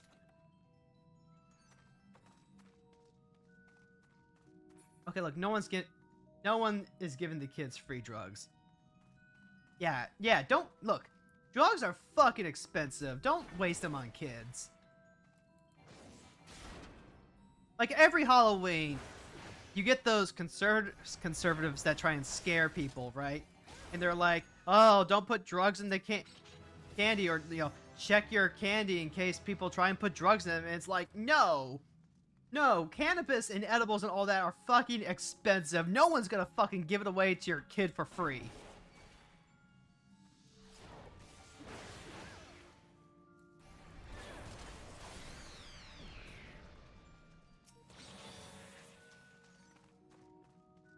A horrible, horrible business model.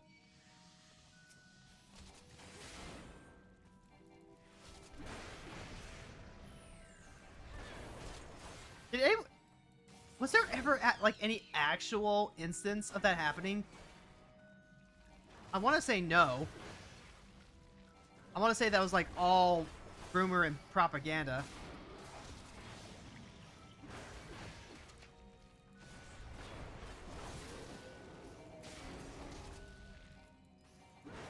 Not that you know of. Yeah, that's what I'm thinking.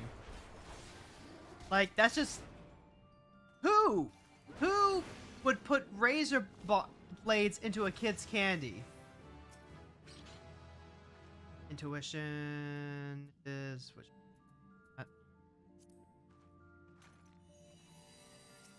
Oh, there is a horde here.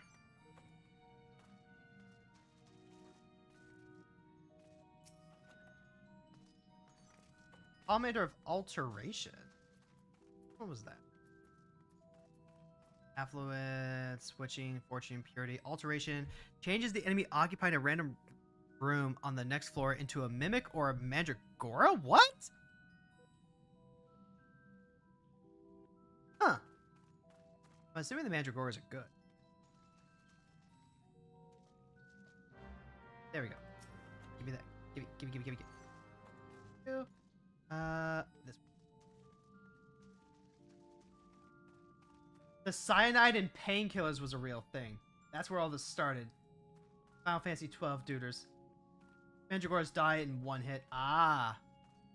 Okay, so it's like a 50-50 shot between getting a mimic or turning it into a domino. Gotcha.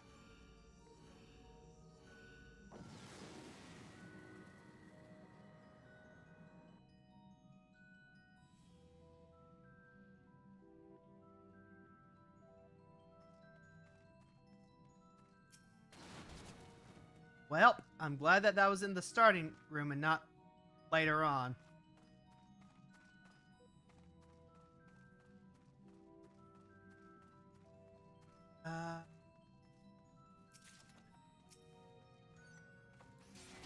Oh, they got 2 hall monitors.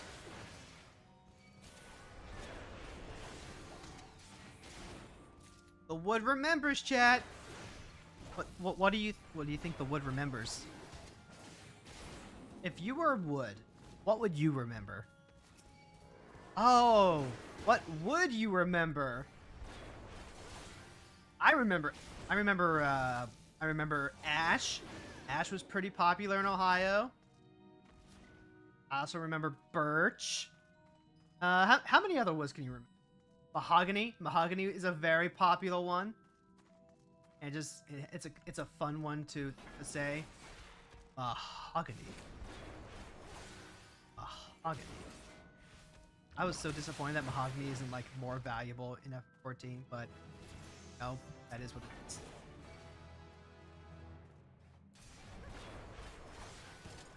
If you were wood, what would you remember? Or are there any woods that you do remember? I remember redwood. Redwood is pretty popular. Kilometer of affluence. We're getting a lot of kilometers of affluence.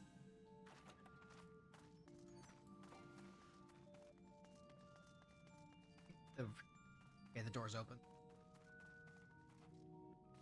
If I had $1 million, I would be able to afford a real model and maybe a down payment for a house. At the College Board, you had wood-based names for your development environments. Huh. Oh, right, that's right. The Pokemon professors are all wood too.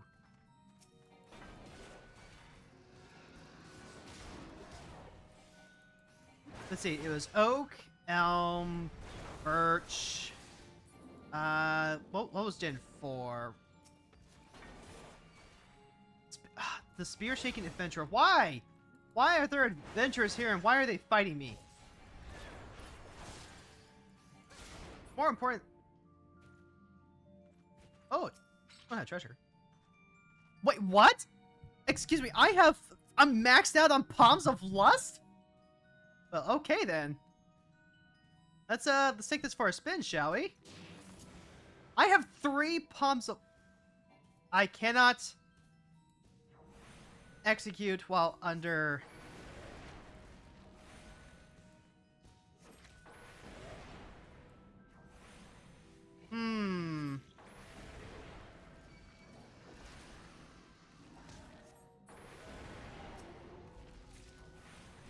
Alright. Alright, these things die a little more easily. I don't actually have a lot of experience with using the Palms of Lust and Rage. So getting that little bit of practice in is pretty good.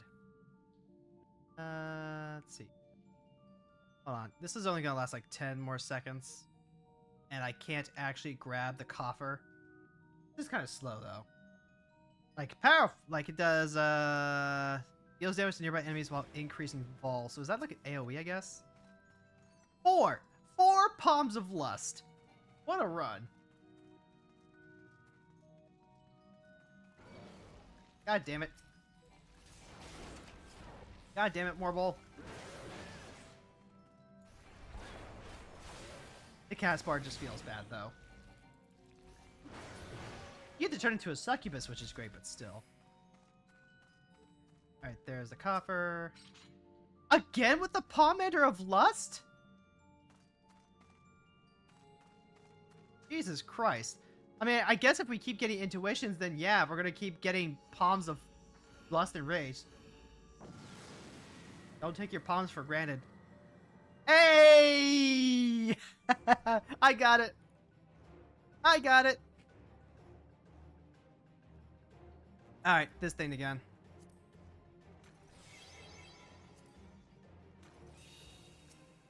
This thing is gonna actually make me fight.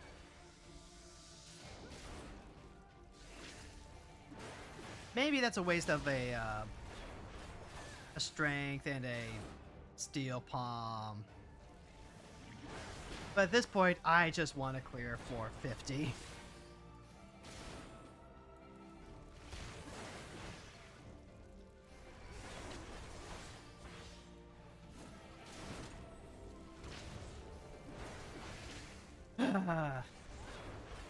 You get it? You get it, chat? Palms for granted. I got it. Also, like, gotta kill these bees before they cast Final Sting.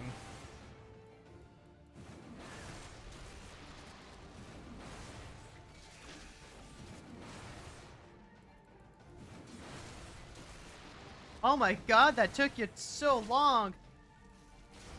See, this is why you hang out in chat. This is what you're here for. You're here for the quality jokes.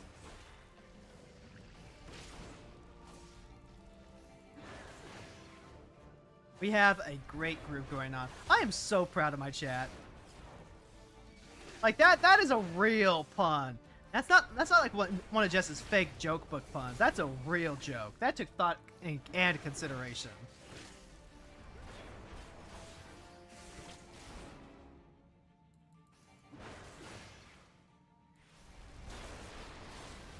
Alright, I'm just gonna try and like turbo power this.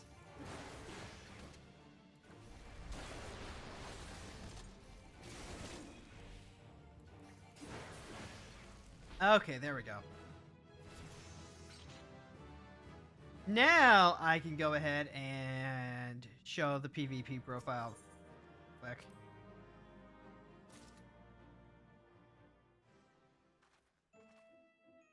What the? Huh. I didn't realize you could, like, run into other people when you're doing Palace of the Dead solo. Huh. Well, I guess say hello to Valko Asenka. Actually a dog. Alright. PvP profile. Okay, so Series Momstones. Oh, wait, what? Yo! How many can I hold? Can I... There we go. I actually managed to get, like, one of the, I actually managed to get the reward over here where it gets to the point in the battle pass, quote unquote, where it's just like the menial 1k crystals over and over again. But I had this cleared like really, really quickly. You return with dinner, and now I'm stuck with you. Hey, I can think of much worse company. And Aradia, at least you don't make joke book puns. Those are the worst. But yeah, I've had this series cleared out for like months already. Like around the time that this final one came out, the Fierce Tyrants pass came out. It's been cleared out. And that's how I got my Bard to 80, was just playing Frontline. So now when Dawn Trail comes out, I can unlock both Viper and Pictomancer on Thamora. And I'll have those unlocked before I was allowed to unlock Dark Knight, Astro, or Magus, because I'm still not at Heaven's Ward on this account. I also went and leveled Warrior to 60 just so I could wear the glam. The glam for the... very specifically, the Feet of Undying Twilight. Also, by the way, apparently best in slot before Heaven's Ward is the level 60 Garo gear. They're only just like a raid tier below Shire gear, so I get the Ironwork stuff. Actually, hold on. Am I allowed to like switch jobs real quick? I am! I can switch jobs between floors! Kind of, I think so. Oh, my retainer's completed adventure. Excellent. So, like, I finally started buying the Ironwork stuff. I still have to get, like, the hat. And then I'll get, like, the weapon at some point. I've already got all the accessories, what have you. And then once everything's at level 50, I'll work on getting the Garo gear for them all, so I have best in slot going into the Heaven's Ward. Alright. Real quick, though, I am going to take a quick washroom break. And then we'll be right back. Don't touch that dial. It'll literally just be a couple months. Welcome to Die. This joke again? The localization team will think we got it wrong. Stop! Barry! How dare you, human? Those were your very last words. You fool! No, you are the fool. We will never give up. As long as we can still breathe. We will fight for Earth. And for everything that is right. Friendship unites us.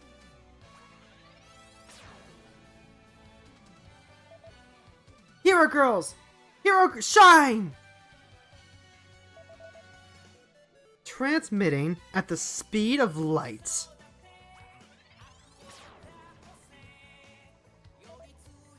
Hero Girl Scout. Hero Witch. Wisdom to do what's right! Hero Girls Techie! Hero Fairy! Unbreakable Will.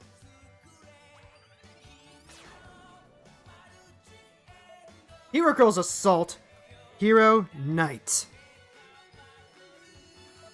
The power to believe!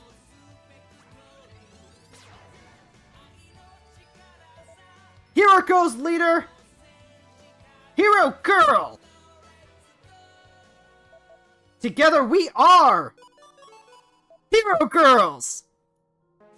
And why is he moving back like that? I mean, if he has a Skull Knight, then like, yeah, we actually just lose.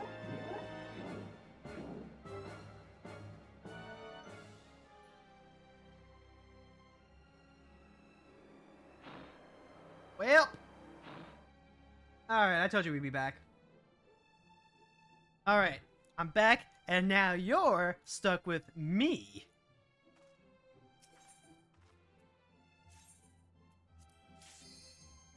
Alright, this time we gotta remember, we cannot stun the tortoises. Alright, ooh, there's the chest. God! Well, that's just Pals of the Dead in a nutshell, isn't it? Explodes in your face, explodes in your face, explodes in your face.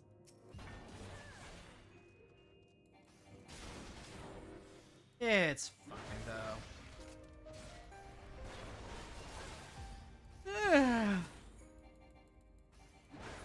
Welcome to the next floor set. Kaboom! You're so right, Oomphy. Let's see, there's a Palm of Fortune, that's pretty great. Let's see, we gotta kill a number of others. Let us on the other direction.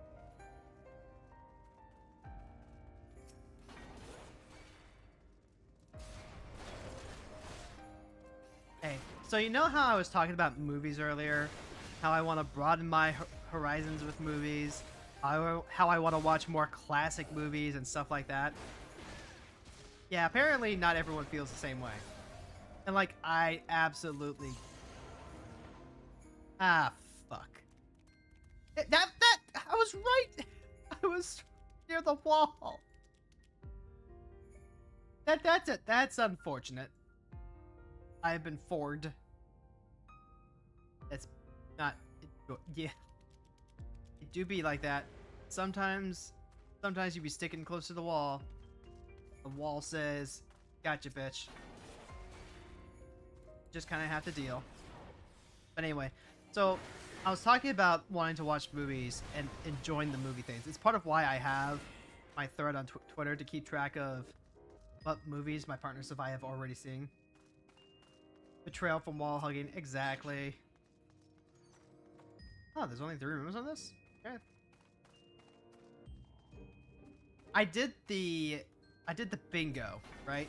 Oh my god, it's another goddamn turtle. Didn't even realize it. Alright, don't greet it, don't greet it.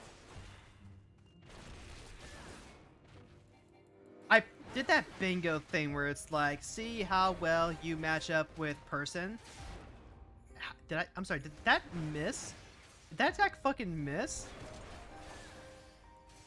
Oh my god, it's level 38. That's why the turtles hit so fucking hard. I never even noticed. Holy shit.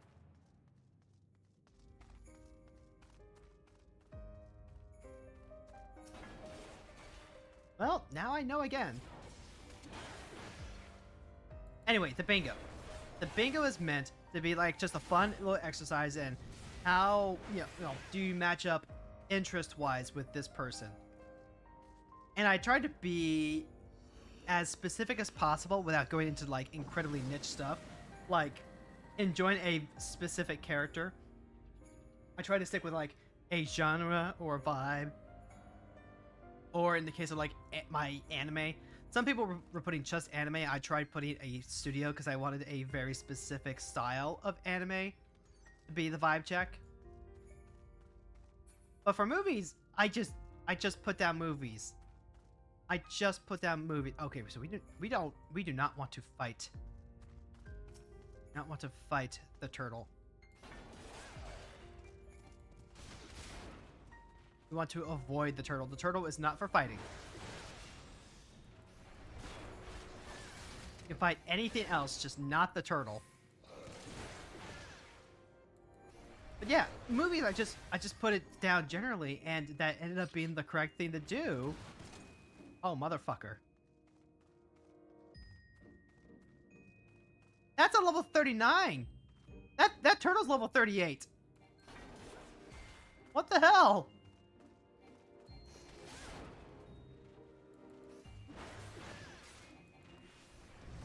Alright, let's back up a little bit so the turtle can't just, like, BM us. Movies are just a hard thing to, like, get into, apparently.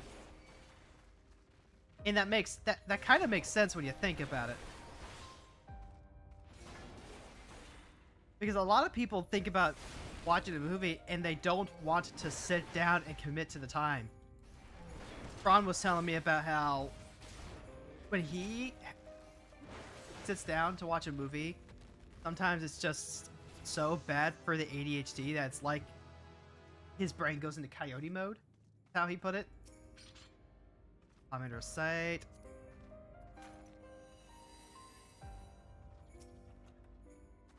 Alright, well, it's a good thing that we know there's a trap right. Oh, we got a chest for our trouble. That's good.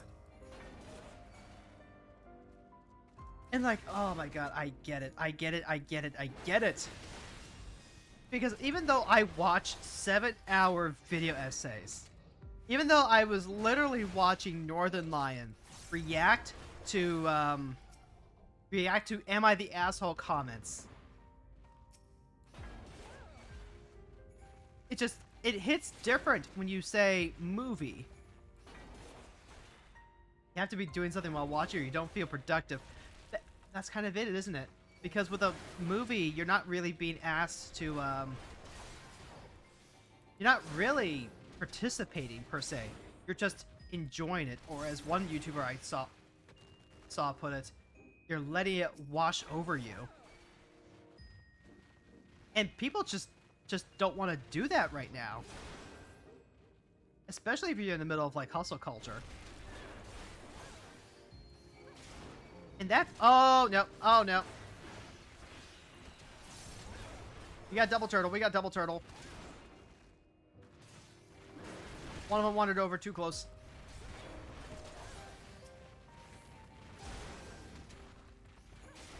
Alright. Turtle. It's okay. We are the superior turtle.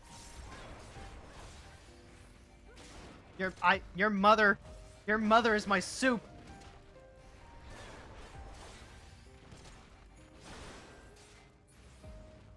Okay, there we go. We made it. Weirdly, you can go to the theater and watch one just fine. It's when you're at home that feels like you're wasting time just sitting there staring at the screen. Yeah! It's the leisure problem. It's the leisure problem all over again. It's the goddamn Puritan influence here.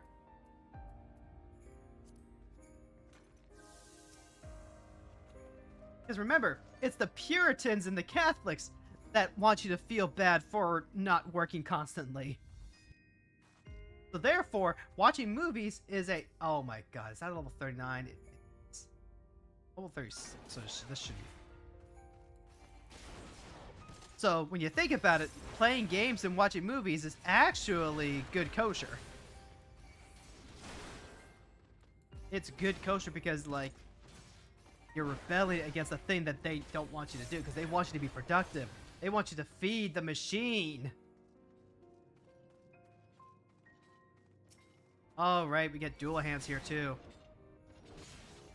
And you don't want to be like a cog in the machine of capitalism, do you? No. So like, play a video game, watch a movie. Don't feel the need to like be productive and multitask during such a thing. Ooh, banana. Oh, the chest is right over there. Okay, we can do that. We can do that. There was a really good video by a guy called, I want to say Moon Lawyer, I think. He has a Phoenix Wright avatar that he uses. Like literally just a Phoenix Wright PNG. Oh, the Horde is out here too? Where's the Horde? The Horde's not here. That's trapped. And we're under a do not run. No running. Has to be in the other room then. Man, no running, this sucks. Oh god, that thing's level 41.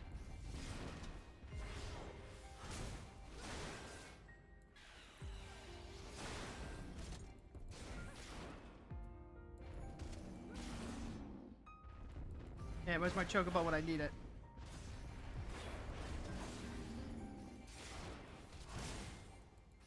This thing hits really hard, holy shit.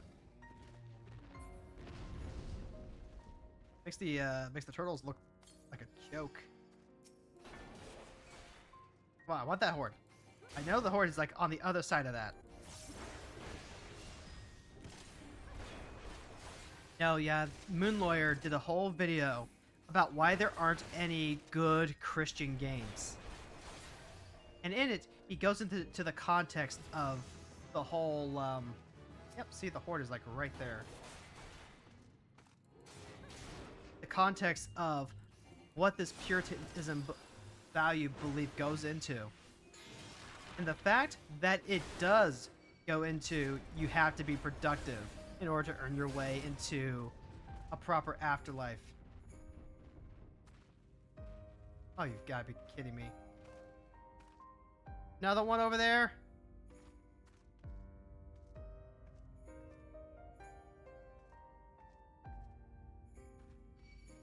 God damn it. I did find the Horde at least. Don't be suspicious. Don't be suspicious. Don't be suspicious. Don't be suspicious.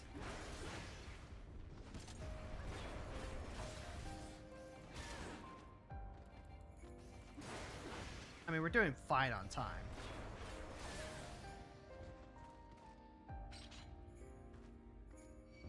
God damn it.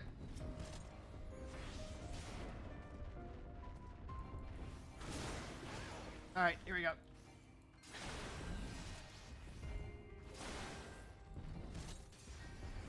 I'll use high potions all day if I need to. Sounds like an interesting video. It was! It was a very interesting video. Because it helped me contextualize the fact that, again, playing games is inherently an activity of leisure and fun. There is nothing productive about playing video games. Like, you can say, like, oh, I stream, or, oh, I'm playing this game for the content. You know, to make content and stuff like that. To make videos and arts and essays and all that. But playing a game for its own sake, that's why it feels... It explains so much about the guilt that I felt. And that's the guilt that comes with watching movies, too.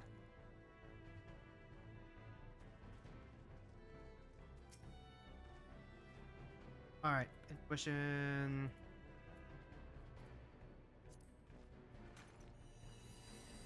Alright, I'm gonna pop a strength and a steel, I think. Oh, but we are running low on those. I also hear the horde. What is with all the turtles?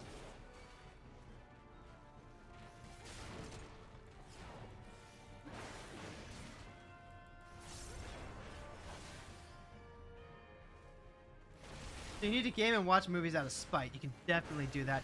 Good. Yes, exactly. Do it out of spite. Do it. Do it.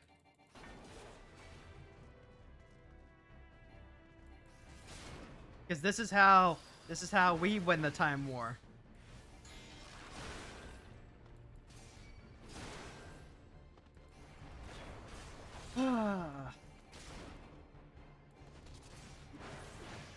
I definitely think you're on to something about with having something to do with your hands, though. I definitely still get that itchy stim feel.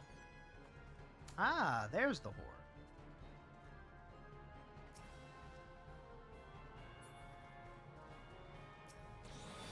All right, so and that got us our 8th of 4.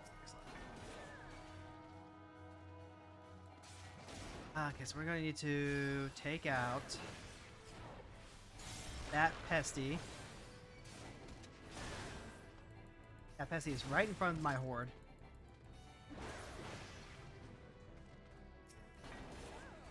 But I also need to make sure I get rid of this turtle.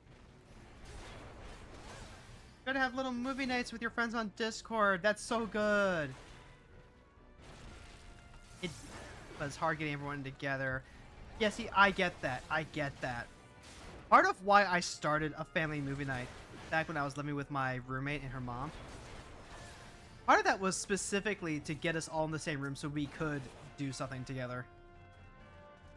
Like, it was one part a means to an end.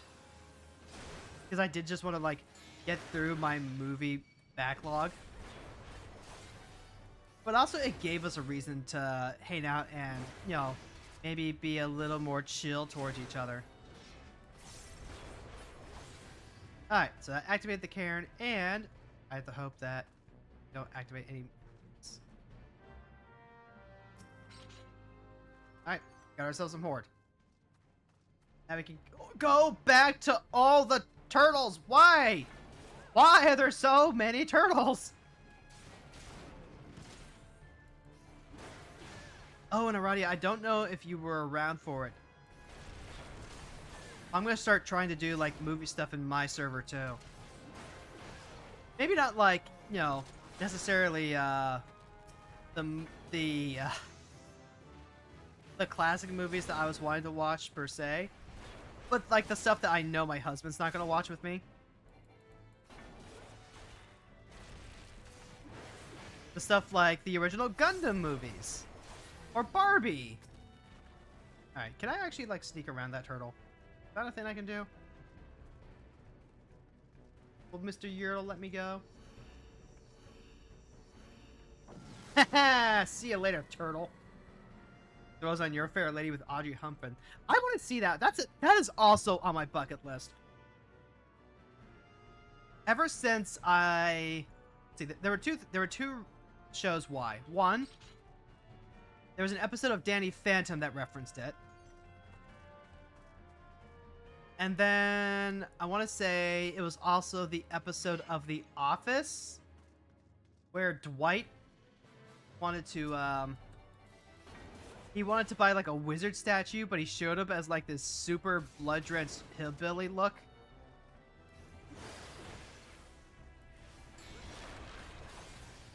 It was like that. My Fair Lady is the one about the upper crust betting whether they could legitimize a sex worker or something like that, right? I feel like that's the plot.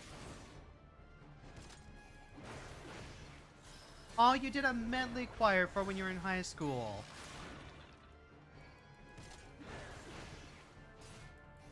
I hope that's not the... Well, huh. On the one hand, I do approve I do approve of high schoolers learning the good lessons from that. And oh my god, I need to back up before that hall monitor minotaur shows up. You sold flowers on the street. Whether it was a euphemism or not, don't know. Alright, Thank you, thank you, thank you. Don't mind me. Mind me. God damn it. I said don't mind me. Don't mind me. Alright. I can't wait till we're back at level 50 so we could just, like, unga bunga more stuff.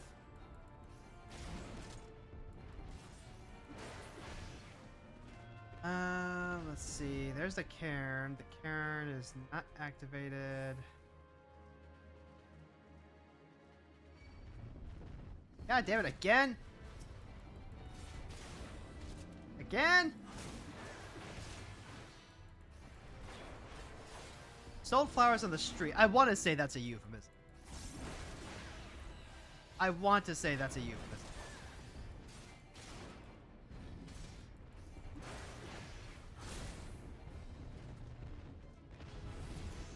Okay. Oh my god.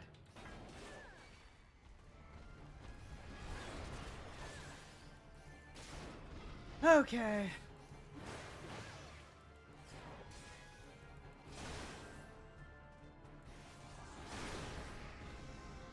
Now the counter package is activated. That's good. And it's all the way over in that other room. Thank you, chest. Why? We got 3 palms of lust. And the cost is apparently every other chest has to explode at us now. Your teacher got you into classical musicals. My teacher would, like, affectionately rub my shoulder. We are not the same.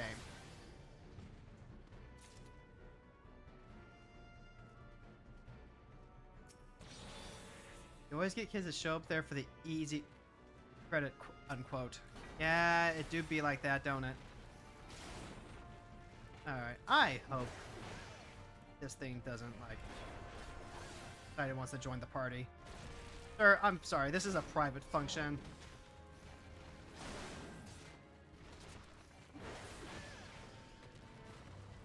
Alright. So, I'm gonna need you to, like, turn that moo around.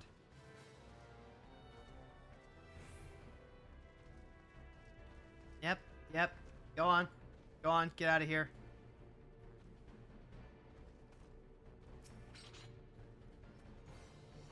Boom.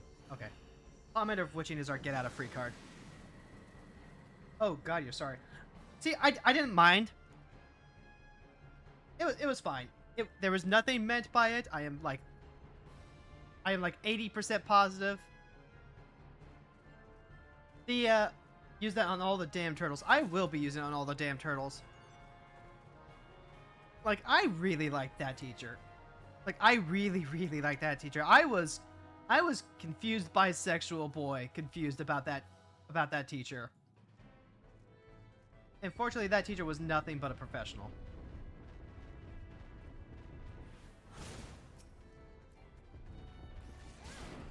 He also just, like, gave me a lot of great, honestly, he was very encouraging.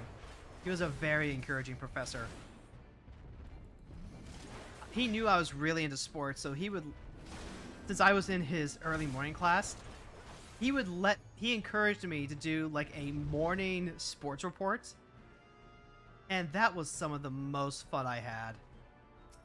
We're gonna have to fight that centaur. I really enjoyed his mythology classes, too. Hey, it's okay, it's okay. Like, out of context, it sounds really, really bad. And I've definitely thought about that since then. But no, he was just like the fun teacher.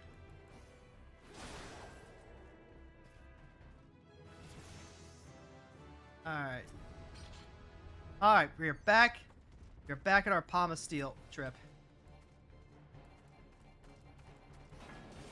And we gotta, like, clear out more Karens here. Alright, we are level 41. We are at parity with this Weaver here.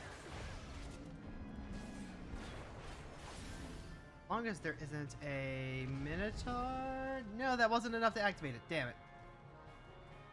There was a middle school teacher in your county that was arrested for a couple months ago for bad things with students. Oh, I am sorry. I'm sorry to hear that.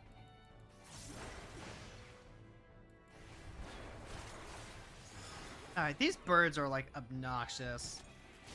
They put you to sleep, but like the sleep only lasts for as long as you get hit. Like there is that.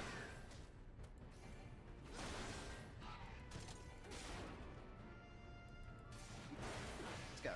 Oh, and they hit surprisingly hard too. 4, 3, 1. Still nada?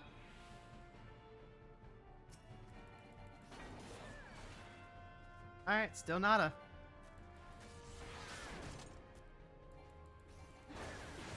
Okay, come on, come on. Mama wants to go to the next floor. Ugh. But enough about, like, sketchy teachers. Let's talk more about those musicals, because what kind of mythology class did you teach? It was classic Greek mythology. Like, it was the good stuff. It was the stuff that going into that you signed up for very specifically because you already knew all of the legends, and you just wanted more of it. Like you just loved hearing about the stories of Dionysus or Persephone and all that. It was so good. It was a class that was also only available for seniors. There we go. Okay, now we can book you out of here. And we got home game back. Yay.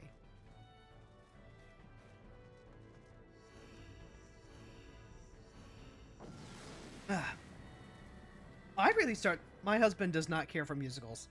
He does not. I, however, love musicals. I was the kid who would go to the library, borrow one of the CDs, take it home, rip all of the songs onto my iPod before returning it. Oh, this is pretty straightforward, isn't it? Floor 27.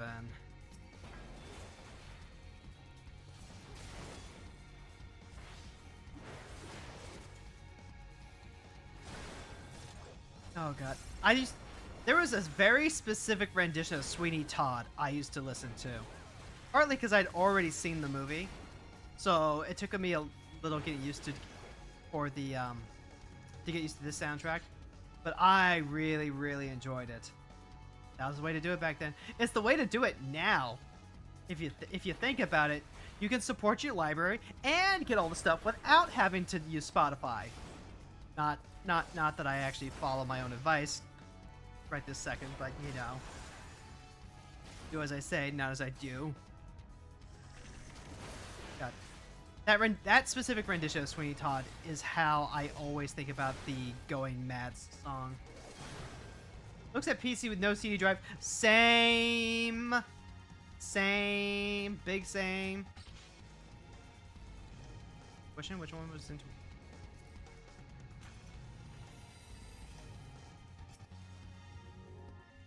No call. No call the accursed. Okay. Alright, bird. We'll party over here. Party over here, bird.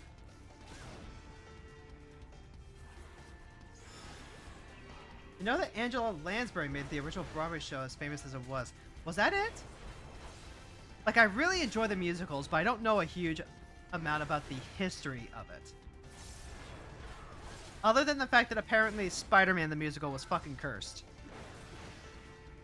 We're talking like Macbeth levels of curse. Okay. So we've got another chest over there. And the level's 47 Marrowlith. Ugh. Imagine Imagining not having a CD drive. I want to get an external hard drive. I want to get an external CD. Not, I already have an external hard drive. I want to get an external CD drive specifically so I can keep watching my old DVDs and stuff. My wife has since come around, but she used to be a very big proponent of digital-only stuff. Like, she just has the association of physical media being a hoarder thing. And, like, hey, fair enough. Some people do get really, really bad about that. Especially since physical media can degrade, so there is some validity to making sure you have digital backups. Knowing that it's not the be-all, end-all of preservation. 12 and 13-year-old nieces, they were concerned when you told them you used to burn CDs to get the music. Well, but you can't light them on fire! Don't let the disc on fire! Okay, I need to, like, clear both of those out in advance, don't I?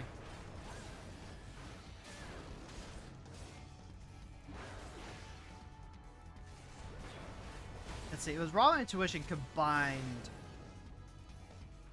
with Vengeance that does the HP, right? Right.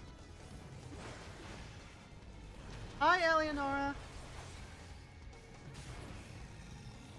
You didn't clarify to them. Well, then how are do they still think that you just, like, put them in your fireplace or something? That's so mean.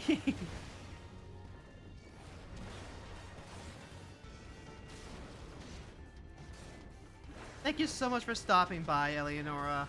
I always enjoy you coming through. We're just working on our Palace of the Dead solo run. It's kind of like playing a roguelite.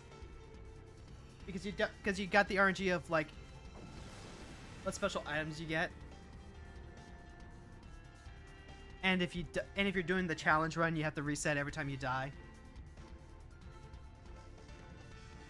Raven told them when they ran to him about it. You like to mess with them. Oh, you're the mean-ons, aren't you? Oh, the Horde is here somewhere. Horde is on this floor. Bruh, they don't know how to Google things by the time they're 12. They're already cooked. You don't know how right you are, chat. Like, oh my god. There was a Tumblr post I read a while ago from a private tutor talking about how she has to teach kids how to use the internet even though she's there to tutor them for math. Because what this generation is doing, what they think the internet is they think it's apps. They think it's apps and their school website and that's it. They don't know how to internet. Element of intuition.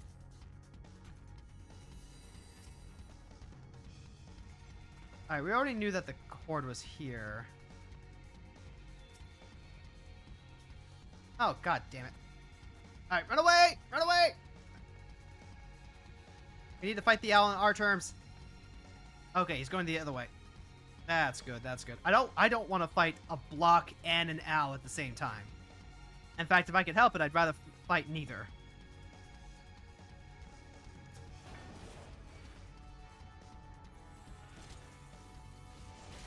Alright. You're mean, but you're their favorite. See, that's the good place to be.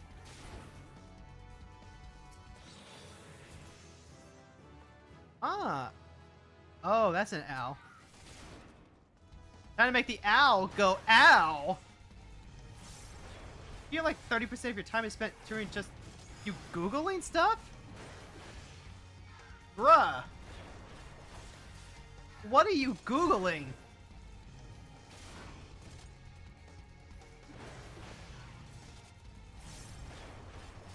What are you Googling in a tutoring session?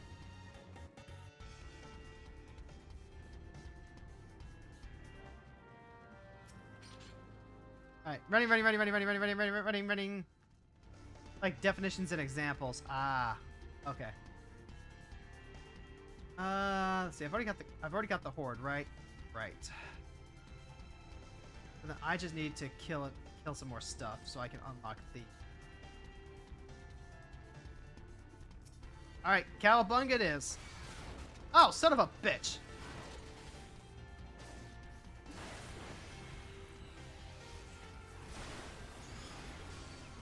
God damn it. It's okay. It's okay. I'm a professional. I'm a professional gamer.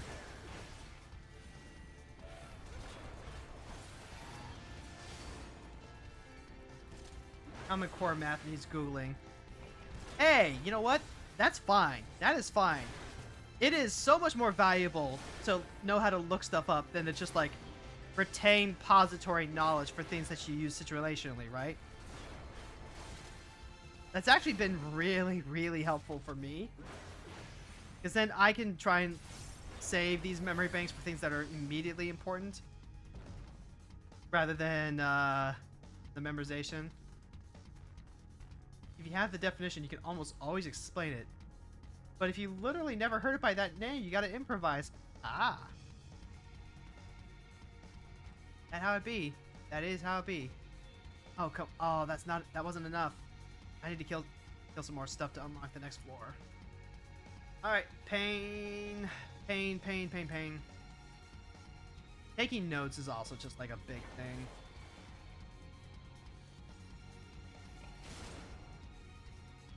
I've gotten so used to just pouring things out of my head into my notepad, which helps the short-term memory a lot. The long-term even more so.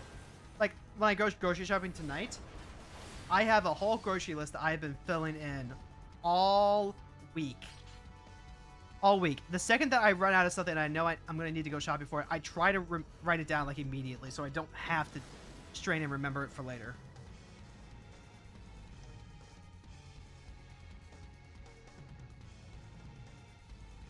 Alright, here we go. 429. One more floor until the boss. Are you kidding me? Another Palm of Lust? What am I going to do with all these palms?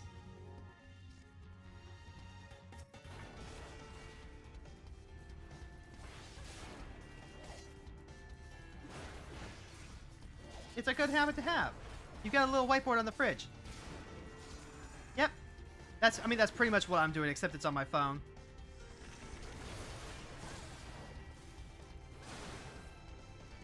Alright, here comes the owl.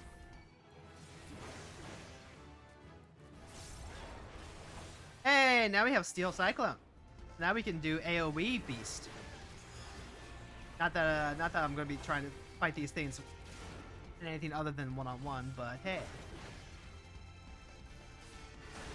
I remember when my mother was so distraught over losing her phone, and she told me that it was her brain. And I remember feeling so perturbed by that. But now that I've... ooh, hold on. We got a free Pomander of Witching here.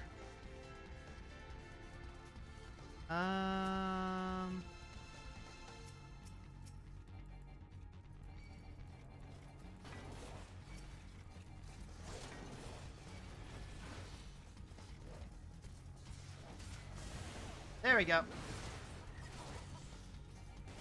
Alright, let's do this. Let's clear them all out.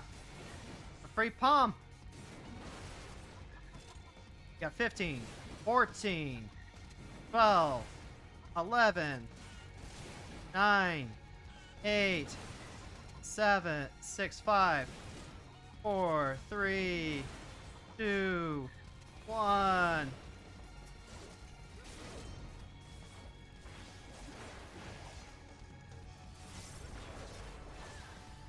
Alright, there we go. That was enough to activate the passage. Alright, let's go ahead. We'll get our palm and we'll head on out.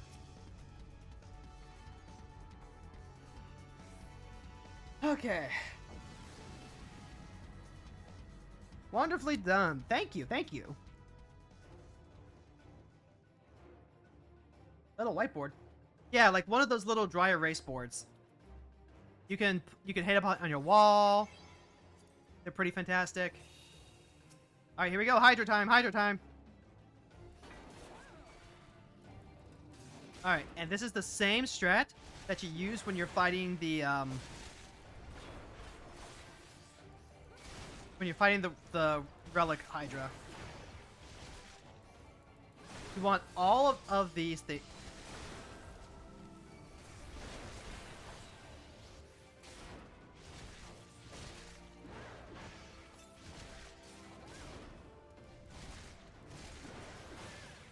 Alright, alright.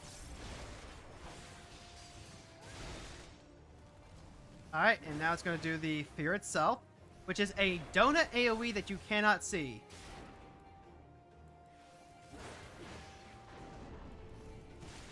Alright, alright, come back here, come back here.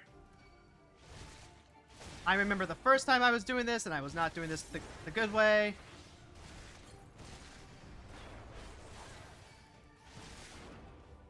Because I left it on the, I left it in the center, so I had nowhere to run.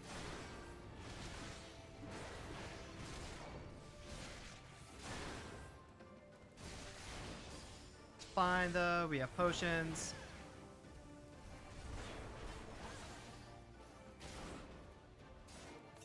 And this is why we do multiple clips. This is why we do multiple clicks. All right, come on. We're gonna dance over here. We gotta make sure we paint everything. Come on. We're running Power Wash Paint Softener here, or Power Washer. Yeah, Power Wash Simulator.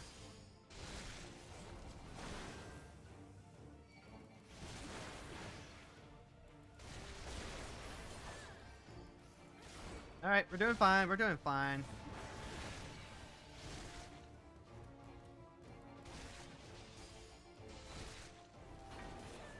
Okay, I see. That's how you want to do it. Hey, we're fine. We're cool. We're grooving. Gotta make sure you actually use your things. Oh, almost forgot to reposition up there. It's alright. It's fine. It's fine.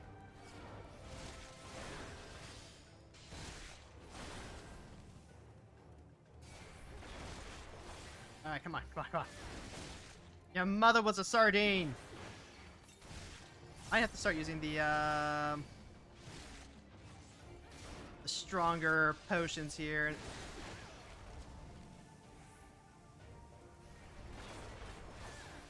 It's okay. We're fine. We're fine. We're cool. We're Gucci.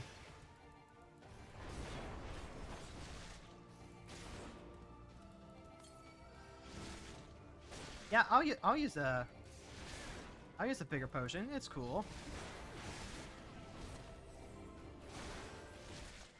Okay.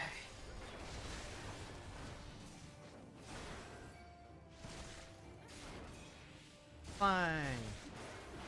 Keep going. Just keep fishing. Just keep fishing.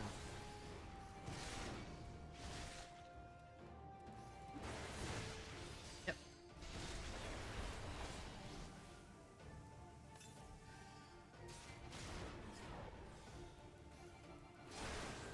We're getting there. This is a hard fight.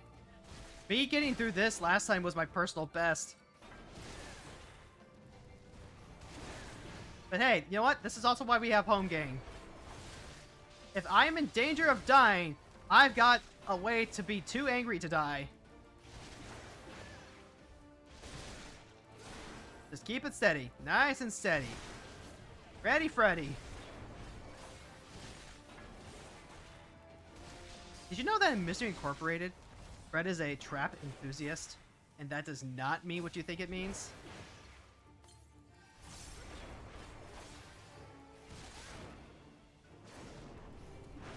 Alright, we're doing good. We're doing good. Just keep pulling him around the arena. 2, angry to die. All right, here we go. Here we go. We did it. All right. All right. Oh, that's the value of potions. Okay. Not enough for a personal best just yet. But we're getting there. That's floor 30. I think it's the story for Palace of the Dead goes up through floor 50.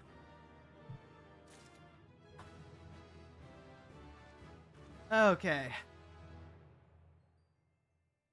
So we've got 23 minutes left. I should be able to goes up to 100 actually. The story? Like the full story? The full story of Palace of the Dead goes up to 100? I thought it was only 50. Well, I guess it doesn't really matter if, like, you know, I'm aiming to clear all 200 floors on my own, but still. But still. Alright. Real quickly, I'm going to double check my portrait. Alright, what is causing the,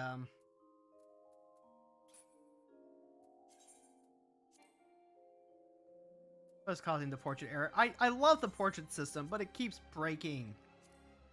My portraits keep breaking. Alright. Will it change if I just swap out?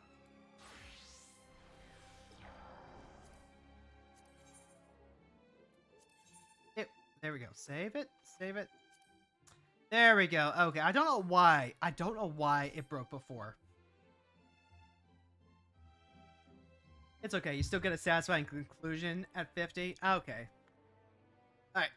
Let's see. I've got a little less than half an hour. But my stream time. I need to... Oh, God. Ain't this just like the kick in the teeth? So, I've got a little over 20 minutes left in stream. But the rate that I'm currently going, these harder floors take about like half an hour, if not more. Plus then there's the boss fight. Like I could go in and like face plant, but I think what I'm gonna do is I'm gonna continue this specific run next week. And I will spend the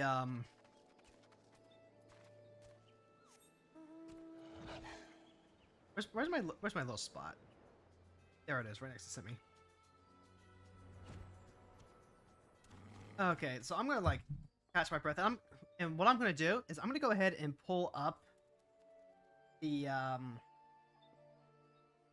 guide. I'm gonna pull up the guide, and we can review the guide together. I think study is probably a good idea. Got the, let's see. It's Palace of the Dead.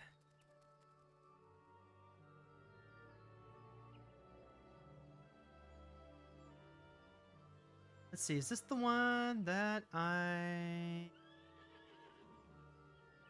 Where is it? I had it saved. Now I just need to find it. Did I have it? Did I save it on my FF folder? Ocean fishing, gathering.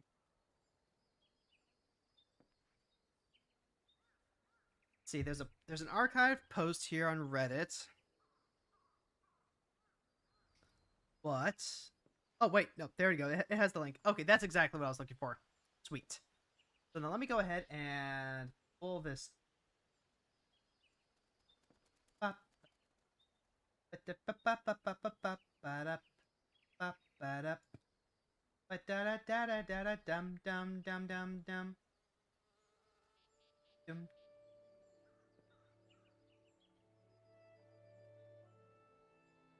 Here we go. Alright. Let's go ahead and take a look at this together, shall we? Alright. So, ooh, they have Eureka Orthos now. Now you have it playing in your head. The good old Final Fantasy music. Ba-ba-dum. Ba-dum-dum-dum-dum-dum-dum-dum-dum-dum-dum. All right. This is Maggie's Palace of the Dead 100 to 1 to 200 handbook. Why do I need a... Hey, it's an earworm for a reason, Fran. It's an earworm for a reason. Alright, can I actually... I can.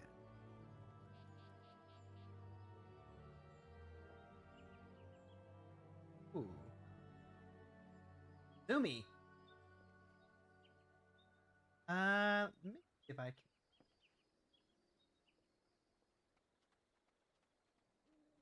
There we go. You love me, but I deserve that. Have y'all heard the Instant cover by Aerith? Highly recommend. I have not. Okay. So. Looking to clear floor 200? You've come to the right place.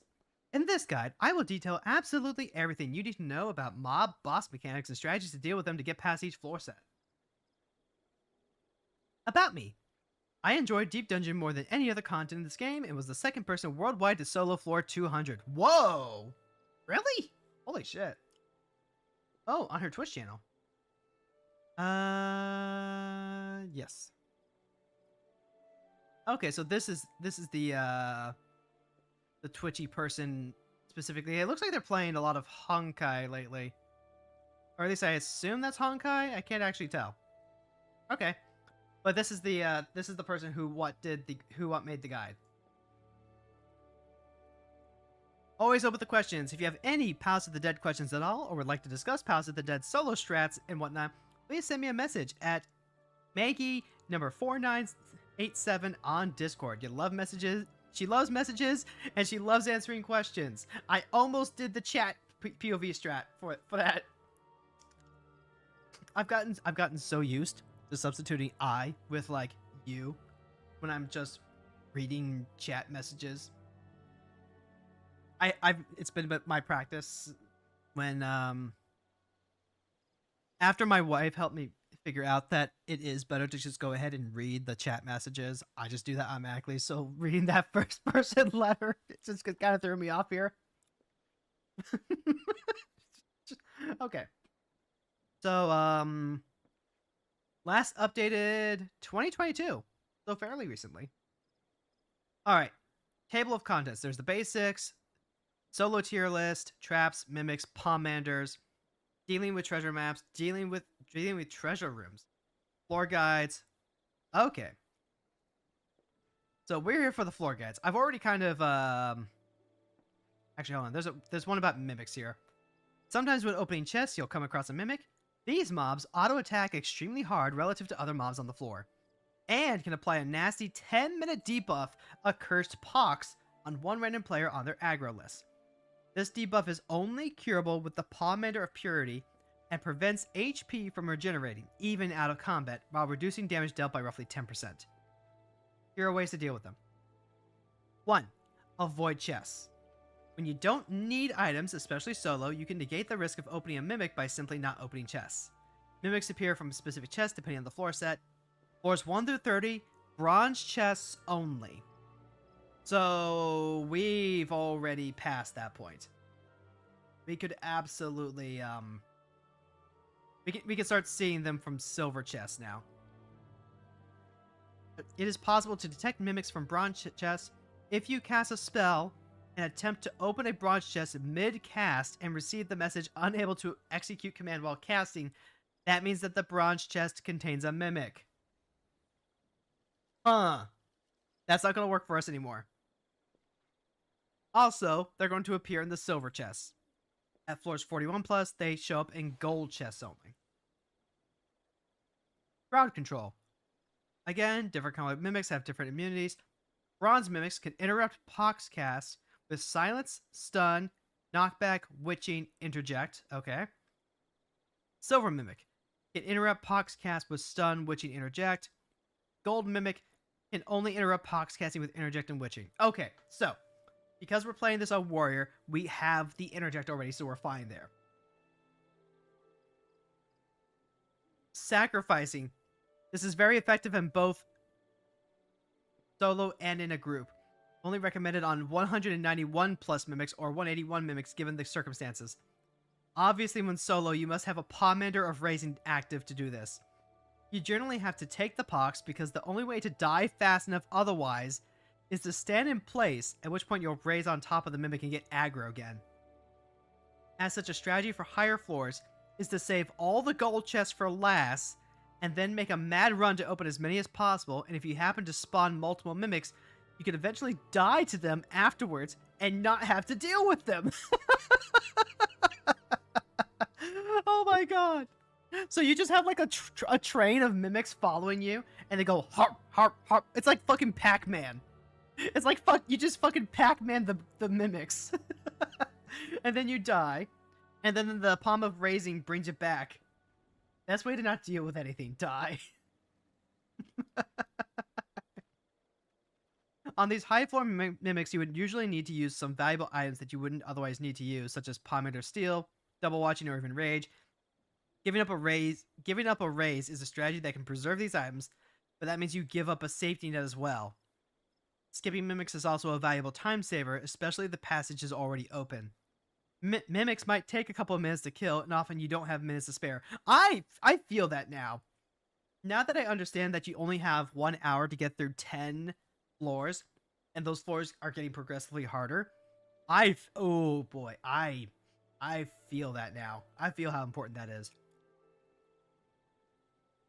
4, just don't deal with them. Perhaps the floor effects were already ugly, the floor layout isn't looking good, or you just see 500 patrols and now a mimic as well. And it's a fresh floor, so you still need a ton of kills. Consider using Rage. Just Rage. Become Manticore. Oh, that's her VTuber, and she's doing a nom on the Pomanders.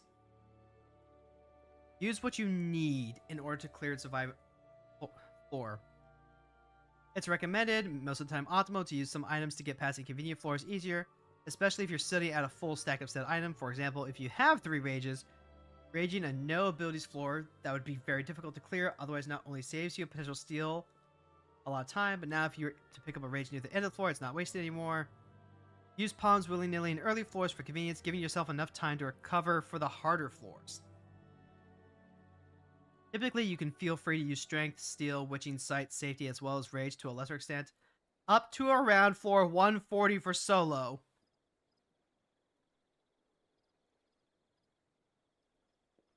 That's using it willy-nilly? Floor 140? Holy shit. I knew I was getting into something deep, but still. Let's see. Strength, Steel, Affluence, Light, Alteration. Use when you need to refill various items and want to save time as well. Changes all the enemies in a random room on the next floor to a Mimic or Mandragora. Mimics are hard-hitting mobs, described later in Purity, while Mandragoras are passive mobs that die in one hit. Both mobs have a very high chest drop rate. Oh, okay. So if I'm popping all my palms, and I'm like, damn, I really need some more strength than steel palms, I can go ahead, use the alteration as a way to like take a gamble to refill stuff. Okay, that's clever. I like that.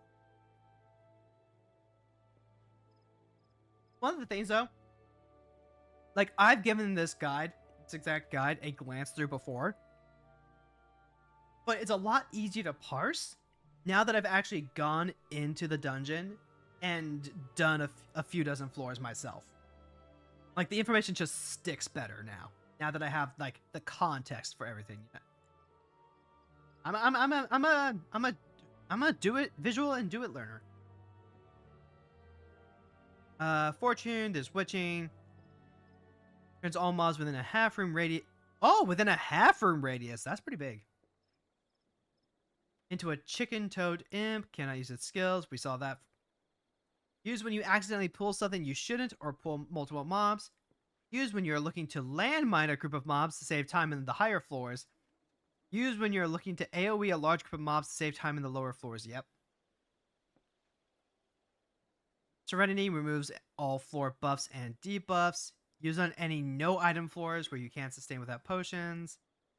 Use on any no ability floors if you aren't ahead on time. Use on any combination of gloom, damage down, or blind when you aren't ahead of time. Basically, if you're running behind, pop a Serenity to help you catch up. What do you mean updated automatically every 5 minutes? Alright, so here's the two that I really wanted to read up on. Rage Palms. They turn into a manticore for 1 minute that kills all mobs, including boss ads, in 1 hit. Does not work if the floor has knockback disabled. Use when you need to save a lot of time or clear your way through a treasure room without sacrificing raising. Recommended to find a path to the exit and path towards it. Has to be able to carry more remaining rage timer, blah blah blah. While rage can be used to kill the succubus ad on floor 150, effectively stopping the boss from regenerating up to 10% of its health. This is a poor use of rage and reflects poor planning earlier. You could have used rage to save much more time by clearing a previous floor instead of using it this way. Wow! The shame calling. Lust. This is the one that we keep getting. I don't know why we keep getting. Turns you into a succubus for 1 minute and gives you access to Voidfire 2, an AoE attack that applies a stack of vulnerability to any target it hits. The attack has a potency of around 250, so it can be a DPS increase for many classes. Recommended to use on bosses for the huge 50% vol debuff or for a massive AoE damage. Use when you are behind on time and need more DPS for the boss. Use when you are behind on time and want to AoE multiple mobs down quickly. Recommended to use Steel and or Witching in conjunction with this for solo. Because, as we saw, there's a cast time and you will be fucking whacked. They will fucking pile up on you. Wait, what? Intuition. Unless you're greedy, don't use this in solo. And it comes with a link. Or use them all in the early 70s if you can. Intuitions are doo-doo, but I always go for them. I have lost so many runs to greeting for intuition. Is there a chest here? There's also a horde. Oh no, no, no, no, no, no, no, no, no. Okay, yeah guys, horde. Don't go for the horde. Don't go for the horde, guys, or if that happens. I'm gonna step on this, because I'm stupid. Horde. I am gonna go for this. And we're more punished. Never punished. Okay, if I could get rid of all these intuitions, actually, who am I kidding? We all know I'm gonna get more intuitions on 80. Like, every gold chest on the 80 was intuition. I hate this game, I'm going for the first.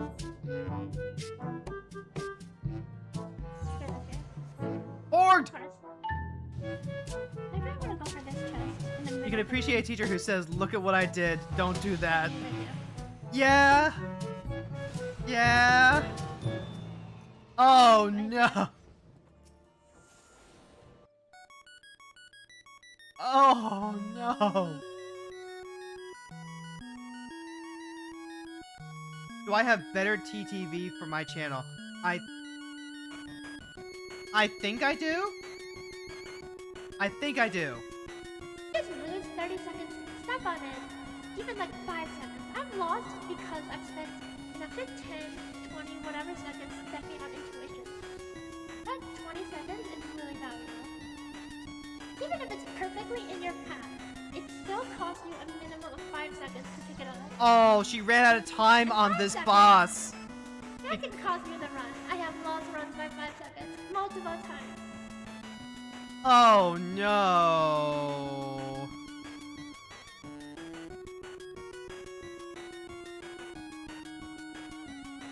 Oh. Literally clearing, but fails because okay, she went for the imagine that. horde. And then platinum is from 70 and above. So So if you open Showing a these- viewer what bags give. Never open bags, BT dubs.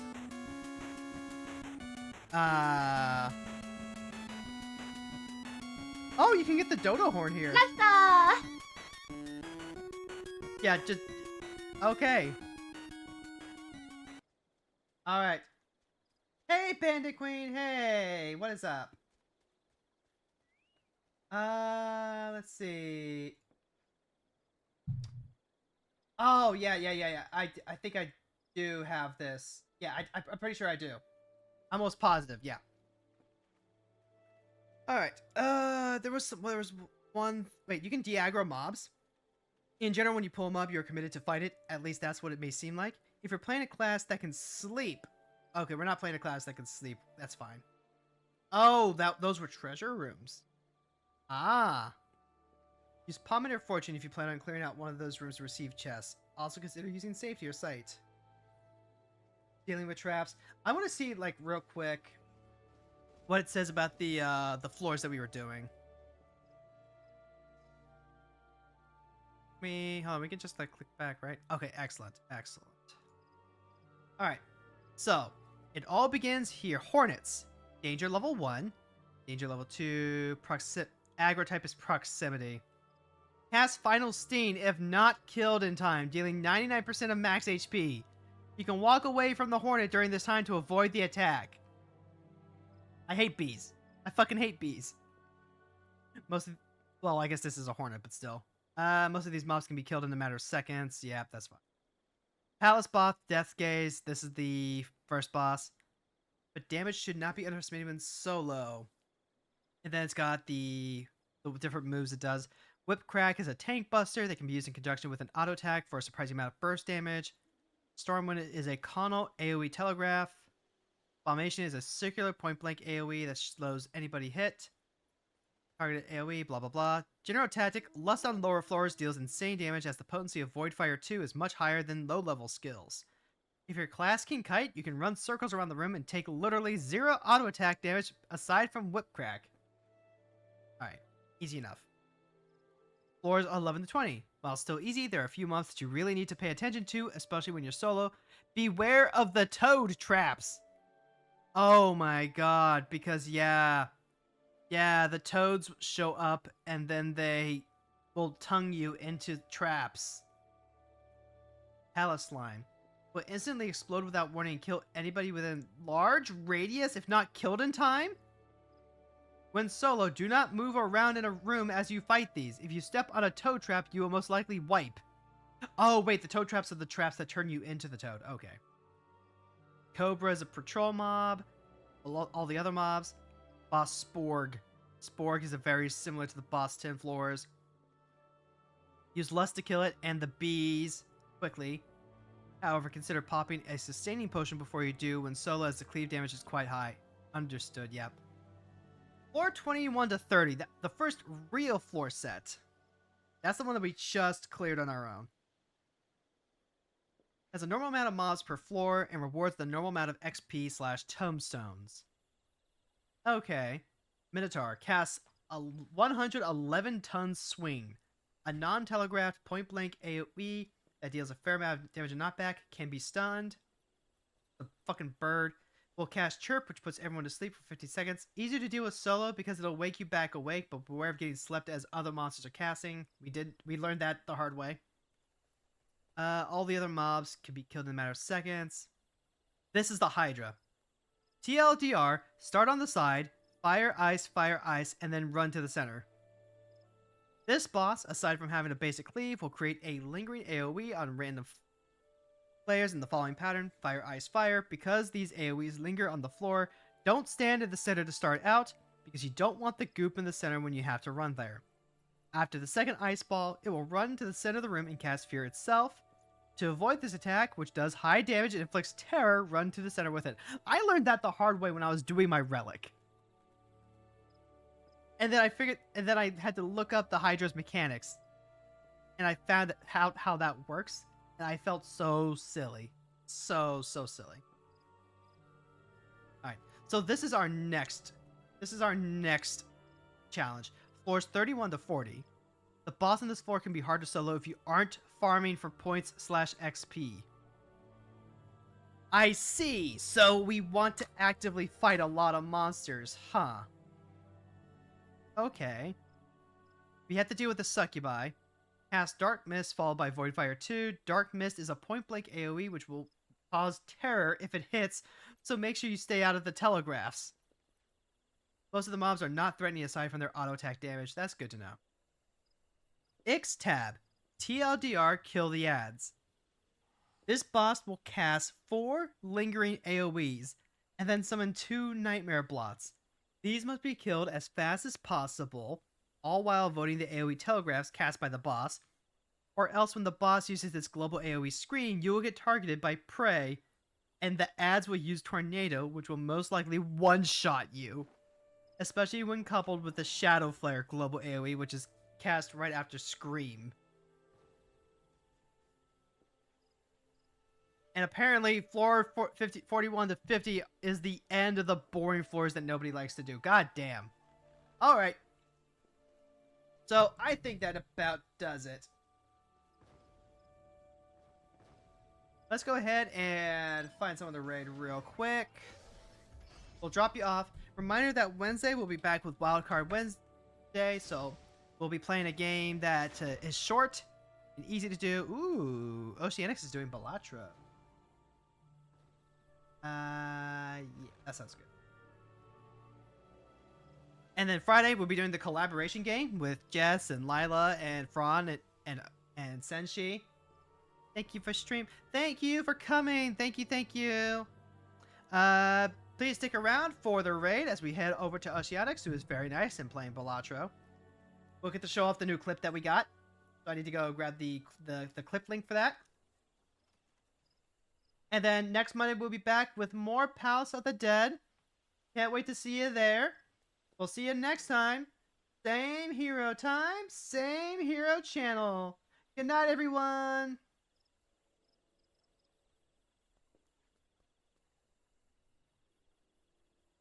We might be okay.